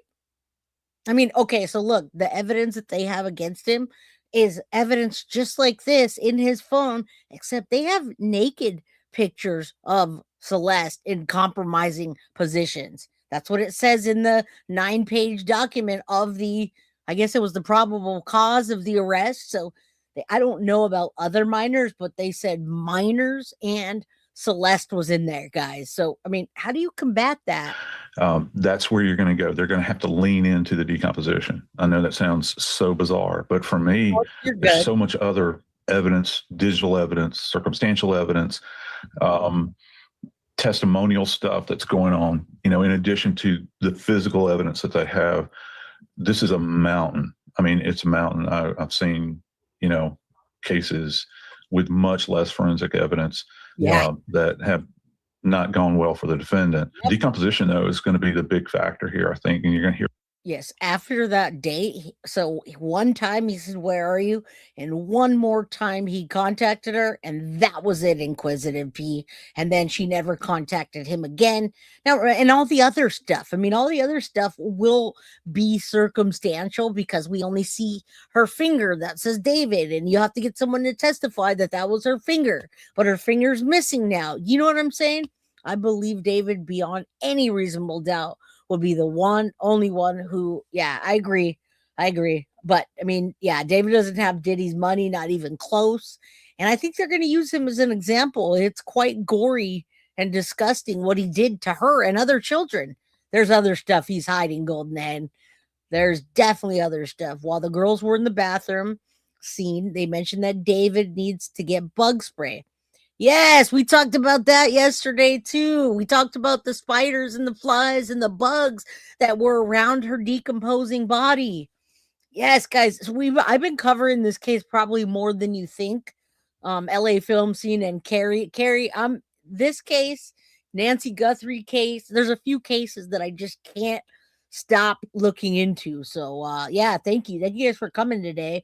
I believe David, beyond a reasonable doubt, had the only motive, the most important motive. That's the thing. They've got motive, means, and what is it called? Motive, means, and opportunity. Flojo in Vegas, but poking my head in to say hey to Jay. Oh, are you at EDC or is it for work? Anyway, I don't know if that's for work, EDC, but yes, welcome. Thank you, Flojo. I appreciate you. If you could, Synth, you usually drop his link, or any of the mods, can you drop a link for Flojo? I hope you're having a good time, man. All right, we all say hello. Yeah, both, I figured. All right, well, that's good. Kill 2 birds with 1 stone, my friend. Be safe. A lot about it. Also talk about liquefaction, which is something we haven't really, heard before. In this case, how the remains are partially liquefied. And that's now I think the eye liquefied, guys. People keep asking about the eye. Where's the eye and the fingers? I don't think he took the eye with him, but the eye is representative of one of the jerseys he was wearing, and that was what the Black Dahlia. It was the Black Dahlia's pictures of her after death. So the eyes do liquefy. Maybe he stabbed her in the eye and it liquefied. I don't think he took it though, but I do think that all the things that he was doing lines up with what he did to Celeste. It's not too hard to put the pieces of the puzzle together, guys, when it's all there for us to put together. It's going to be a place where I think the defense, I'm always thinking about what the defense could do. They can step in and say, well, you're saying the body is partially liquefied. How can you actually identify, these insults, these injuries? So yeah, battle the experts on official findings. We see this all the time in so many cases, two different perspectives on what was the cause of someone's death, what the manner of death was. Is it undetermined? This is a case you have to prove beyond the reasonable doubt. You show a little bit of confusion there, a little bit of doubt, that might give the jury some pause. And then it becomes the question for the jury, who do you think is more credible? Who do you believe, jury? Now, I don't know if they could create the narrative that he didn't kill Celeste. Well, that's what I'm saying. I'm saying he probably did poke out her eye or do something. But what I'm saying is that it's not unusual for eyes to liquefy in that situation. All right. And they're not going to liquefy at the same time. We don't know if he punched her in the eye and they were fighting. And then he's like, you know what? Let's make this representative of all of my gory fantasies. So yeah, you can ask that, and I can ask you, and I can ask that anybody that. But I do think that him wearing the Black Dahlia and the eye and then the different anime was very representative of what he did to Celeste. I just don't want to sensationalize that he took her eye out like it was some trophy. I think there's a middle ground to that. All right. He thinks he's way smart though. Yeah, the brain liquefies too. It all liquefies, especially when it's in hot ass weather in LA in the summer for months in a black car. But rather she died from an accident. Could she have died from an overdose? I mean, maybe tough given the alleged injuries, and that while she may have had alcohol in her system, it didn't contribute to her death unless there's a forensic pathologist that disagrees. So could that be challenged? In the report, they talk about that she tested presumptive positive. Now, guys, do you know how she was identified? Her dental records. Deborah Brush? Yes, it was her dental records that identified her. All right. Nothing else. You couldn't see what she looked like. Her face. I mean, I don't know if you've ever seen things like that. Like if anybody saw the Gannon Stauch, when they found him in the suitcase, that's what happens to bodies. And his was a little more, probably a lot more preserved than Celeste was, in two separate bags, all cut up. They said it looked like Celeste's body was ripped apart by an animal. Again, hence the chainsaws, right? A chainsaw is just going to be like just tearing through it. All right, let's continue. For benzodiazepines and methamphetamines and MDMA on the initial drug screening, but the methamphetamine and these opioids, they were, quote, inconclusive due to interfering substance or substances on the second drug screening. So, it's a little confusion there. Again, I wonder a combination of cross-examining the prosecution's medical examiner or pathologist about their findings, questioning them about their history, their credibility, the complications of Celeste's body. Could this be a way to raise reasonable doubt? Maybe. Unless I'm wrong, and you could correct me if I'm wrong, I don't think they have a definitive murder weapon. Yes. And that would help a prosecution's case for sure, a way to tie a particular weapon and instrument to the defendant. DNA, location, things like that, fingerprints. So if they don't have a definitive murder weapon, how do you know what was used and by whom? Is that reasonable doubt? And this goes to a larger issue. And I do wonder this, and I've said this before, but I want to highlight it a little bit more. It goes to this issue of, will the defense have trouble arguing away certain things? And guys, I mean, he left such a trail that the knife that he showed us right around the time of Celeste's murder and the smooth cuts. Remember, there were smooth cuts. Those are the ones that the medical examiner said caused her death. Okay, you see the front part of her, one that punctured her liver, and then the other one punctured her lung. Okay, they can take that OTF knife. He left a trail of evidence. There's a knife that he calls, look at my OTF knife, and it pushes out, right? It's almost like a switchblade. They can find that exact model and match it up to the size of the cuts and the smoothness and the depth. They can do that. He doesn't realize that he gave everything away. All right? That's not hard to do. All right, he showed us exactly. There's only so many OTF knives that look like that. I collect them, I assure you. And just have to admit other things. That's a long conversation they have to have with their client once they get a better sense of what all the evidence is. And again, let me be clear, he's innocent until proven guilty. But here's the issue that I see. I go back to what was said in the prosecution's pretrial brief. And I'm just going to assume for a moment all of this is true and they have all this. Quote, tellingly, defendant subsequently purchased tools to carry out his plot to dismember and dispose of the victim's body. On April 24, 2025, defendant ordered a shovel from Home Depot that was delivered to his home from Postmates. Yes. On May 1st, 2025, defendant ordered and subsequently Amazon delivered 2 chainsaws to his home. On May 5th, 2025, defendant ordered and Amazon subsequently delivered a body. Now, all of this stuff is what is written in the, let's say, probable cause, all right? And Linda, you should go back and watch my channel. Go take a look. I've got 2 episodes on Athena Strand, and it's not episodes like where you have to watch the whole trial. I did watch many parts of the trial, but in episode 1, it tells you all about Athena Strand and Tanner Horner, and in part 2, it tells you he got the death penalty and everything else. So, yes, I've heard of Athena Strand, and I'm so glad that I'm not having to cover that anymore because that is a dark, dark case. That could happen to anyone, right? Any of this could happen to anyone, but when your FedEx driver that's delivering your Christmas presents kidnaps your child and it's right on video and then he proceeds to rape her and violently kill her, yeah, that's not good. That's not good. In this case is bad. Yeah, no, evil. The FedEx guy's evil as well. F that guy. Body bag, heavy-duty laundry bags, and a blue inflatable pool to his home. He made these purchases under the fake name Victoria Mendez. On May 8th, 2025, defendant returned to the same area in Santa Barbara County, leaving his home around 11:30 p.m. He returned to the area again on May 31st, 2025. This is an isolated site off SR 154 where the victim's identification was subsequently discovered in January 2026. Additionally, on July 7th, 2025, defendant ordered and subsequently Amazon delivered a burn cage to his home under the same fake name as part of his plan to incinerate evidence. That's tricky for the defense. Do they say, well, look, I don't know. Now, listen, I got to tell you, it definitely deters you from letting your children outside. Now, Mama Pearl, I saw you walking up with baby Guilty and her friend, and I was getting prepped for this episode today, and they're 11 and 12.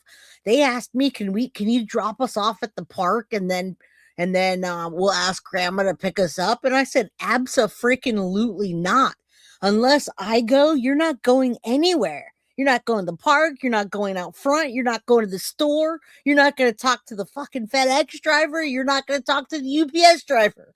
And then I proceeded to call baby Guilty's friend's mom and say, hey, do you let her go to the park when she's home? Like, because the last time she came over too, they were trying to go to the damn park. She's like, no, I don't ever let her go anywhere without an adult. And I'm like, amen, preach, sister, preach. Now get back in your room and go make a mess so I can clean it when I'm done with this damn episode. Because that's what they're doing. They're screaming and making messes in the house. But at least I know they're safe, all right? Miss Joy, thank you so much. Happy Friday. She said, I'm very glad I found your channel earlier this week. Well, thank you. I'm glad you found my channel too. And I'd love to know what's behind that picture with the big boxing gloves and the girl. All right. Anyway, welcome. If you're new, welcome.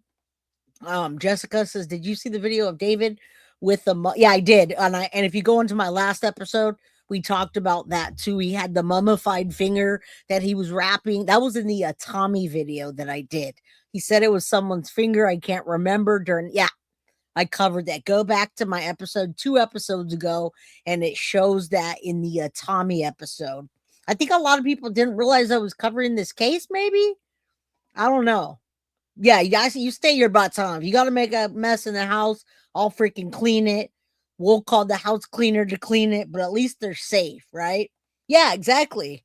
Exactly. I'm like, hell no. I'm going to call your mom and find out if she lets you go. No? Okay. Stay your asses in here. And shut up. I'm just kidding. We're the cool parents. You had to know that, right? I have a 26-year-old son, and we've always been the cool parents, the safe place to go. All right? Not like Queen Bee's house.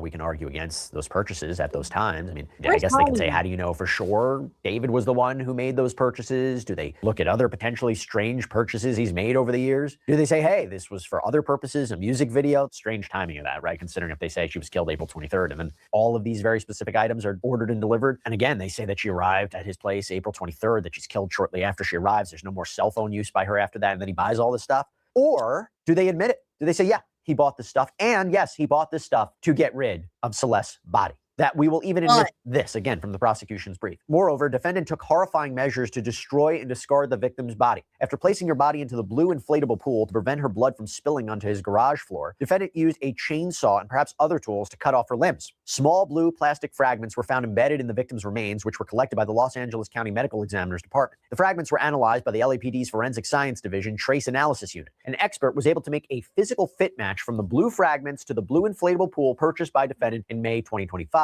In order to distance himself from the victim, he amputated her left ring and pinky fingers because her ring finger contained a tattoo of his name. Her fingers have not been recovered. Defendant then placed her head. Again, they would have never known that without the trail of evidence, all right? The jab says, I had to explain that to my daughter when she was young, that not everyone's a nice person. They're all screwed up people. And it sucks to say that. It sucks that your kid, if you have a gate that you can't have your kid outside playing because now you're worried about the freaking contracting FedEx or UPS driver or the DoorDasher or any of that. But guys, that's real. Like, this is not just something that we talk about. As we're talking about this right now, I get this, breaking news. There was a missing teen. I don't know if any of y'all heard of this teen, but her name's Kayla Huff. Kayla Huff is 16 years old, and she disappeared last week. Well, guess what, guys? They just found her body. They found her dead body, and they arrested 4 guys. 4 guys, a 26-year-old, a 23-year-old, a 20-year-old, and a 19-year-old. Killed her, put her in the trunk, and drove her out into into the woods. Why would that even happen? Why would somebody do that to somebody? And why does it keep happening nowadays? Right? You think the shows like Dexter almost make people think it's a good thing? I mean, I not people that are in their right mind, Jay the Italian Cookie.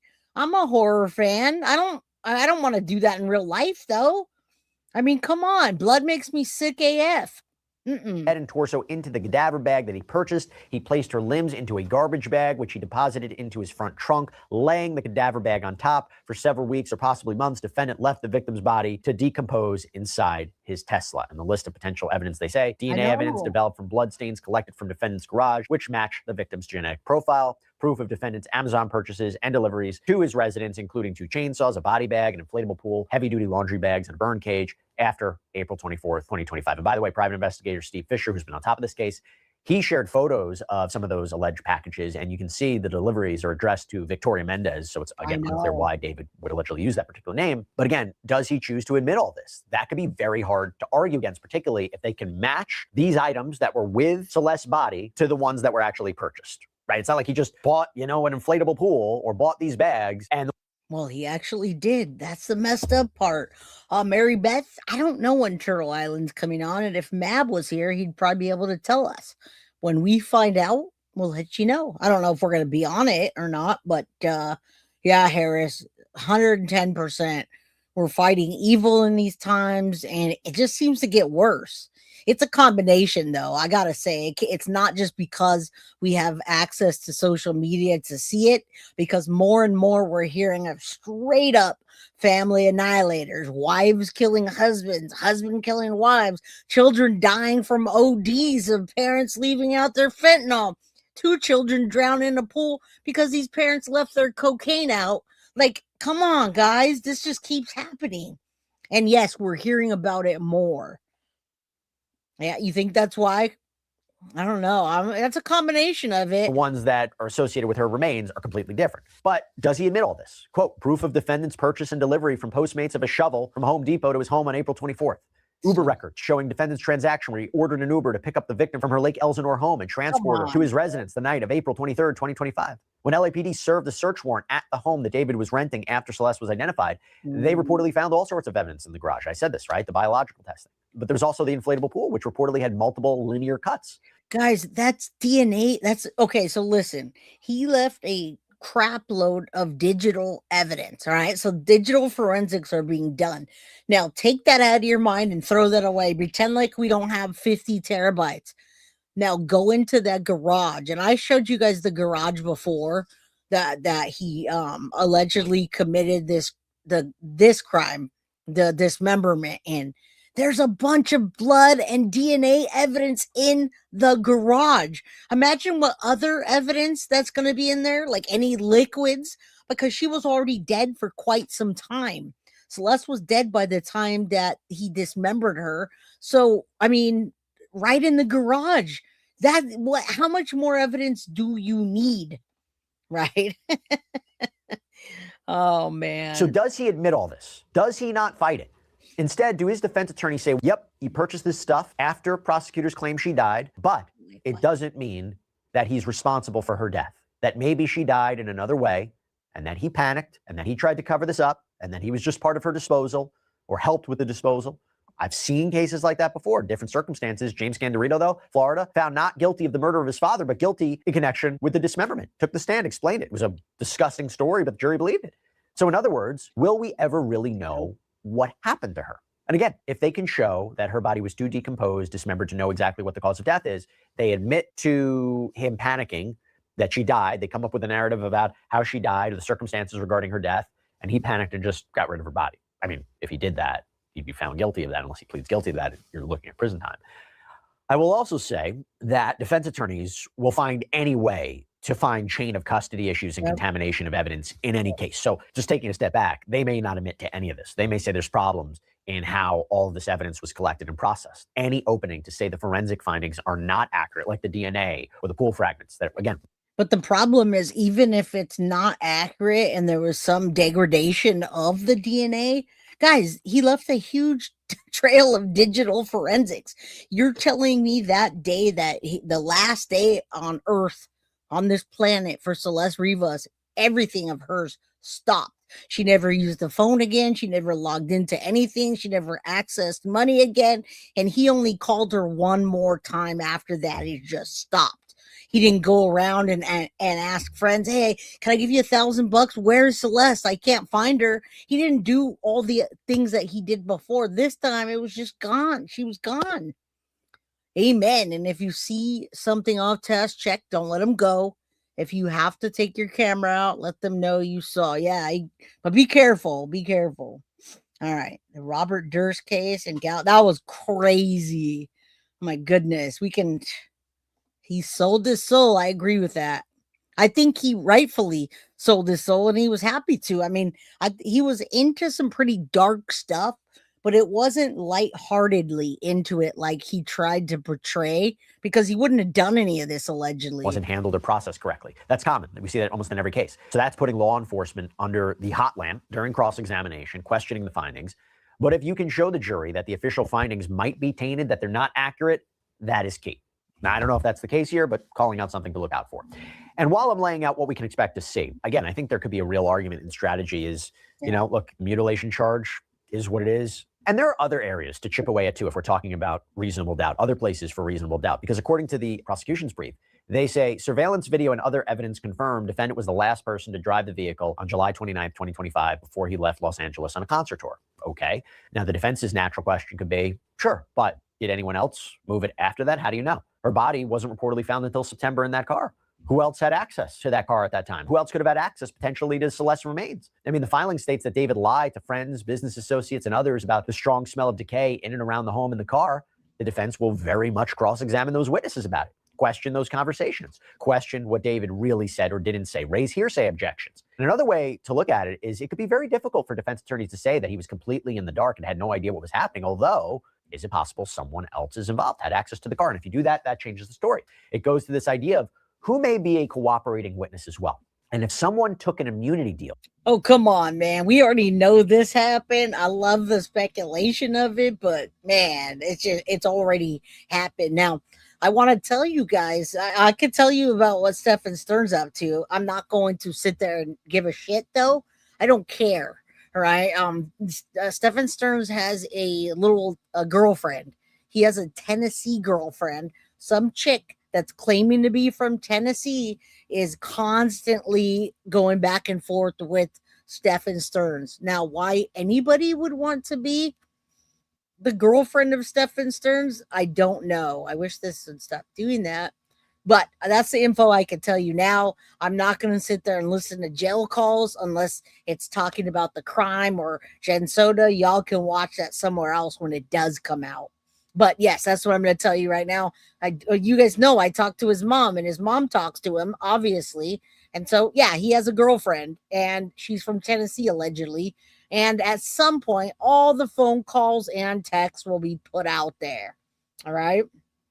Yeah, so sad. Nobody questioned not having. They did, though. They did question. They did.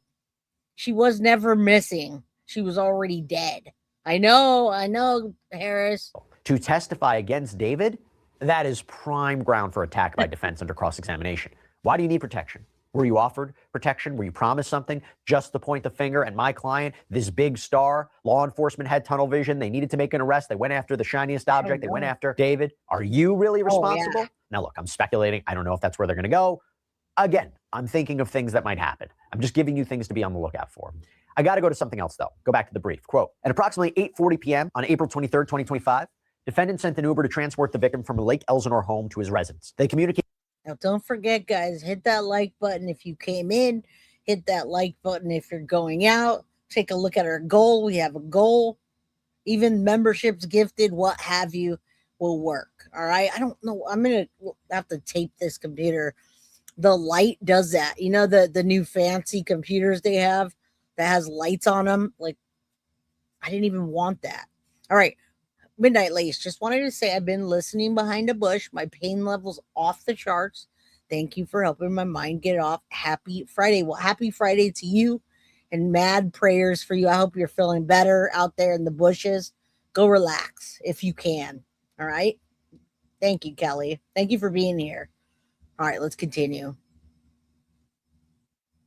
Before and during her Uber ride, which dropped her off at defendant's Hollywood Hills home around 10:10 p.m. At approximately 10:30 p.m., defendant sent text messages to the victim inquiring where she was. The people contend this was part of defendant's premeditated plan to cover up the murder, as she was already dead by this time. It is Friday. Receipts, they may be very hard to dispute, unless the defense can show that she wasn't in the car. But that part about asking where she was, right, that alleged message that he texted her that, prosecutors will say, yeah, shows he killed her, and then immediately comes up with this alibi plan, or he knew he was going to do it beforehand. This premeditated plan was luring her there. Or, and this is again something that Steve Fisher, the PI, focused on, is it possible she did wander off, he didn't know where she was, and she wasn't killed at that time in the home? Quote, knowing he had to silence the victim before she ruined his music career, as she had threatened very soon after her arrival at his home, defendant stabbed the victim to death multiple times and stood by while she bled out. At no time did he call law enforcement or 911 or take her to an emergency room. Now, I got to tell you guys something. You probably ask, how the hell did they know that level of detail? How did they know that he stood over her and watched her bleed out? How do they know that? Well, guess what, guys? They had his phones tapped. That idiot, as much as he put out there, he wrote the whole book on what he did and had a digital trail. Don't you think he talked on the phone? Or maybe they had the house, maybe inside the house they had it also. And do you think that he told the story a time or two about what happened? Or maybe it was on, well, the phones are going to tell the story, but him standing over her bleeding out and all that other stuff. All right. Just saying. Yeah. He ordered her like a pizza, and then he ordered a kill kit or what have you, a disposal kit at the same time. To attempt to save her life. The defense will naturally ask, is the prosecution speculating on a lot of this? How do they know all this? How do they know that he watched her bleed out? Is there surveillance footage in the house? Is there a witness? Joseph Scott Morgan speculated on that possibility. How do we know that he killed her in that 20-minute time frame? Does the prosecution say, well, look at her arrival, look at the injuries, David doesn't call 911. So yeah, we know he killed her like that in the house. We do. Although I will also say, I haven't seen anything about a massive cleanup or about luminol. So for the alleged murder and dismemberment of this girl, would you expect to see more about that? Is there a defense opening there? Is there room to say the prosecution is leaving out details and those details are reasonable doubt? Now, this just shows you two things. Celeste was a child. Okay. Secondly, she was a child and didn't know better, that you don't threaten somebody at the height of their career. All right. She should have never threatened him and then gone over there. Now, he's charged with lying in wait, which means that he literally was premeditatedly calling her over to kill her because she was going to tell on him. She was a witness turned victim, guys. All right. Let's continue. Go back to the brief. Quote, despite knowing she was dead and her family was trying to find her, the evidence will show defendant lied and claimed he didn't know where she was. In fact, defendant drove to Santa Barbara County immediately after the victim died, attempting to dispose of her property and destroy evidence. At approximately 11:30 p.m. on April 23rd, 2025, he drove away from his home as he texted and called the victim's phone, asking where she was. Again, these were acts calculated and planned to set up his defense within a very short timeline after the victim's vicious murder. Defendant drove his Tesla north on the 101 freeway to San Marcos Pass Road, SR 154, near Lake Cachuma in Santa Barbara County. He returned home early the following morning on April 24th, 2025, before going to a radio interview for the release of his album that week. He sent 2 additional texts to the victim's phone that day, which obviously went unanswered because she was already dead. After April 26, 2025, defendant never attempted to contact her again. Defendant's cellular activity and communications derived from defendant's iPhone and Tesla, which demonstrate defendant's activities from April 22nd to April 24th, including a trip to Santa Barbara County in the middle of the night after the victim arrived at his Hollywood Hills home. It's questionable. It's hard to argue against that digital. It's hard to argue when the same phones are pinging on the same track. Remember, he gave her a phone to reach him. So everything's pinging, guys. Everything's pinging. And people aren't going to like this too much when they read this, see this, and then they see the digital evidence of, man, this guy's an idiot. He's either an evil genius or he's just dumb, right? It's all out there. My eyes are on fire. Don't look anymore. Don't look. Poor Celeste. May she rest in peace, guys, and may she get the justice she deserves. I really do hope this sends a message to not only the people that think they're higher than everyone, they're above everyone because they have money, but I hope it sends a message out to the pedos that are out there doing this thing and bringing kids from Roblox to Discord. I hope they realize that people are paying attention more and more. LAPD made the statement that this is a way to preserve the integrity of the investigation and make sure nothing comes out to the media or the family beforehand. But the ME, quote, after several months, I am grateful this information can now be released, not only to the public, but also to the grieving family enduring loss. It is unfathomable that they have had to wait this long to learn what happened to their daughter. The transparency of the information contained in our findings and reports is essential for empowering the community to make informed changes to reduce fear effectively and allowing the community to take informed action. This was the statement after the ME's findings were recently released. Remember, back in the day when it was sealed, Dr. Ukpo said the department's mission is to have full transparency with the community by providing information about our cases to empower people to make changes that save lives. Since becoming the department head, I've worked on eradicating the practice of placing security holds on medical examiner cases simply by law enforcement request. The practice of security holds is virtually unheard of in other counties and has not been proven to improve outcomes in the legal system. We are dedicated to serving our community with full transparency. However, the law precludes us from doing so while the court order remains in this case. And so will the defense bring up questions about what's going on here? Why is there a disagreement? What took authorities so long to charge him? We also had questions about why grand juries were reportedly impaneled and there was no indictment. Were they just investigative grand juries? I'm not sure if the defense can legally explore all that at trial, but any opening to suggest questions about charging David or who took the lead or was there a disagreement, that's going to be explored by the defense. I'm sure to the extent that they can, because I wonder if that could raise reasonable doubt. Now, to be clear, when I interviewed Nathan Hochman, my News Nation show, he said that they're in lockstep. There was nothing like that. I also want to be on the lookout for something else. How do you defend against the sex charge? And I looked it up. Any person who either resides in the same home with the minor child or has recurring access to the child who over a period of time, not less than 3 months in duration, engages in 3 or more acts of substantial sexual conduct with a child under the age of 14 years at the time of the commission of the offense, or 3 or more acts of lewd or lascivious conduct with a child under the age of 14 years at the time of the commission of the offense, is guilty of the offense of continuous sexual abuse of a child and shall be punished by imprisonment in the state prison for a term of 6, 12, or 16 years. So you go back to the evidence list, right? In this brief, this is what the prosecution claims they have. They say, the description of photographs depicting the victim naked, as well as while she was engaged with defendant in sexual activity when she was 13, as this evidence constitutes child sexual abuse material, CSAM. The photographs themselves will not be presented. While all possible charges that could be proven were not filed, the CSAM is proof of their ongoing sexual relationship. Guys, you don't tell me this is not parallel to the Stephen Stearns and Madeline Soto case, where they already knew she was dead, right? When I say parallel, meaning they thought they were getting one thing, and they got his phone and they found a ton of evidence, a treasure trove, so to speak, to lock up Stephen Stearns. Now, had he not taken Maddie's life and that CSAM had not come out, guys, just for that alone is life in prison. We have talked about Celeste's boyfriend prior to that. She had a boyfriend. We also heard about Celeste being raped by a guy named Gus. We're definitely talking about it. But I don't think that had anything to do. I don't think gangs had anything to do with her. We're just 21 years old, right? Why nobody mentioning gangs commit brutal murder? I'm not sure what you're saying, but I don't, in this case, that happens, but I don't think that is what happened to Celeste. But yes, we've absolutely, of course, discussed Celeste was in a relationship. She had a previous boyfriend. I even showed you the boyfriend and played the video of him talking about it. Talks about her running away 11 times before she even met David, her being raped by a guy named Gus. So yeah, you think gangs did that to her, to Celeste? Okay.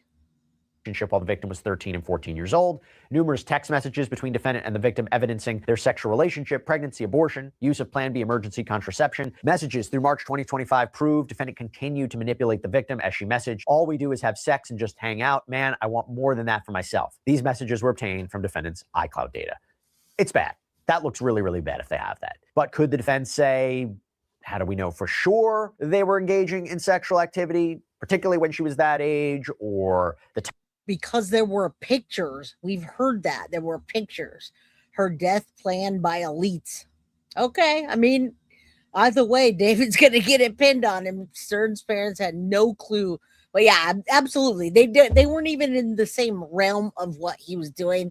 I mean, the fact that Deb found that the bust, that doll in his room and she hyperventilated.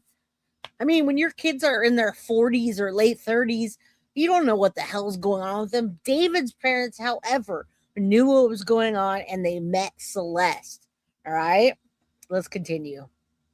Time frame of when this happened. Are there other statements like this? I mean, was it continuous? The images, remember, he's not being charged with possession, although I will tell you, I did a whole sidebar episode on potential federal charges he could face with respect to this. But I guess the argument from the defense is, yeah, these images are being used as proof of a sexual relationship. But what exactly are these photos? What do they show? What do they not show? How did he get them? Were they sent to him? Did he view them? Do we know who took them? Is he in them? Look, I'm going to take the prosecution's word for what it is right now. If this is what they have, again, these are allegations. It's not good for this charge. I mean, stretching a little bit on how they can challenge it could be tough. I think the age is not really in dispute. Consent doesn't matter. So it is going to be a matter, an issue of saying, does it really fit within the specific elements of this charge? And it's going to have to be, this didn't happen. So some defenses to think about for now. We will do a follow-up once we have a better idea of where the defense is going. All right, I think the defense is going to get stomped on, and I think David's going to be crying himself to sleep very soon. Let me see if I can find that garage picture, because this is the garage that he allegedly dismembered Celeste in. Guys, there's evidence of this. So if anybody else is saying that it wasn't David and it's some other type of conspiracy, that's cool. But tell me how they got into his garage and put different DNA fragments of maybe pieces of flesh and whatever it was that he cut up. That had to have been messy. They said her body was ripped apart like it was like an animal ripped it apart. Now, that would be done by a chainsaw. And we saw the chainsaws that he ordered. That would tear the shit out of you. All right. I didn't say any of his DNA was in the garage. Her DNA was in the garage, and that was the house he was renting. So, hey, look at all the digital evidence. If you want to speculate, sure. All right, sure. Either way, we need justice for Celeste. That was the house he was in. That's where the evidence was found. That's where the digital footprint leads to, and all of the above, etc., etc. So until it's time to have a trial, unless he comes clean and says, yep, I did all that and I even documented it, then we'll know what happened, right? I know. How do you know there's no DNA? It doesn't say that he didn't have any DNA. It doesn't say any of that. And how do we know the chainsaws weren't delivered to David or not? Then if they weren't delivered, then he cut her up with something else jagged. I mean, I just don't know how you would know that. And then David was groomed also, almost killed by a serial killer in 2022. Mentioned him. Yeah, I mean, if that comes out in the case, then maybe the jury will buy it and give him a little leniency. Did they plant the CSAM on him too and make him play games with little girls? I don't know. I just want to know that. But there you go. Justice for all fallen angels. I agree. They're just unsure what the crime, because I think there was multiple crime scenes. There's no report. I never said there was a report of David's DNA being in there. They said there was DNA in there from Celeste and the killing. There was blood. So it never said who and what. But yeah, you guys are all welcome to your opinions. Of course, we don't know anything, right? All right. Well, you guys, okay, we did not make it to the goal, but we'll try again. We'll try again next week. Hashtag Steve does suck. And I do still have the one Madeline Soto shirt ever left. That was from us trying to get her a bench and raise money to get her a bench, the plaque. Right. But yeah, totally agree to disagree. He did luminol. Steve Fisher's just a PI. So I don't know either. Steve Fisher is also now saying with the time frame, maybe she walked away and he doesn't know. He didn't know. Nobody knows. But we do know that it smelled real bad for a long time. We do know Neo's turned on him. He said it publicly, and he's disconnected from Dave, and he's unfriended himself. He's taken all connections, all ties. All right. And thank you. Yes. Justice for Celeste Rivas. No matter if you believe aliens took her or she just vanished out of thin air or the mafia or whatever that you think happened, we need justice for Celeste Rivas. All right. We survived this Friday without Steve. Hashtag Steve sucks. I know. Steve Fisher has no idea either. In one breath, he says he saw David driving the car. Another breath, he says it was a guy with a red jersey with light skin. So Steve Fisher's he's just, doing his thing. They don't know where the actual crime scene took place because they think there was more than one crime scene. There's a crime scene of her death and a crime scene of her being dismembered. But guys, we're going to find that all out as it comes. And I'm sure they did luminol tests up the yin yang. All right. All the dingleberries fell off and that's all that matters. Right, Foxy? Right. All right, guys. Justice for Celeste Rivas Hernandez. On that note, happy Friday. I will be back on Monday per usual. All right. Monday through Friday, 4 p.m. Pacific Standard Time, 7 p.m. Eastern. All right. Thank you guys. Appreciate y'all. Thanks for showing love. Thank you. Good night. Everybody be safe. I'll see you next week. And don't forget, go watch my playlist. I've got 2,000 videos out there. Good night. Guilty of crime. I want to thank you for watching. If you enjoyed my content, please share this video, like, and subscribe. You can also follow me over at Facebook, Instagram, TikTok, X, or Gmail. If you'd like to donate to my channel, you can use Cash App or Venmo or PayPal. Thank you very much in advance.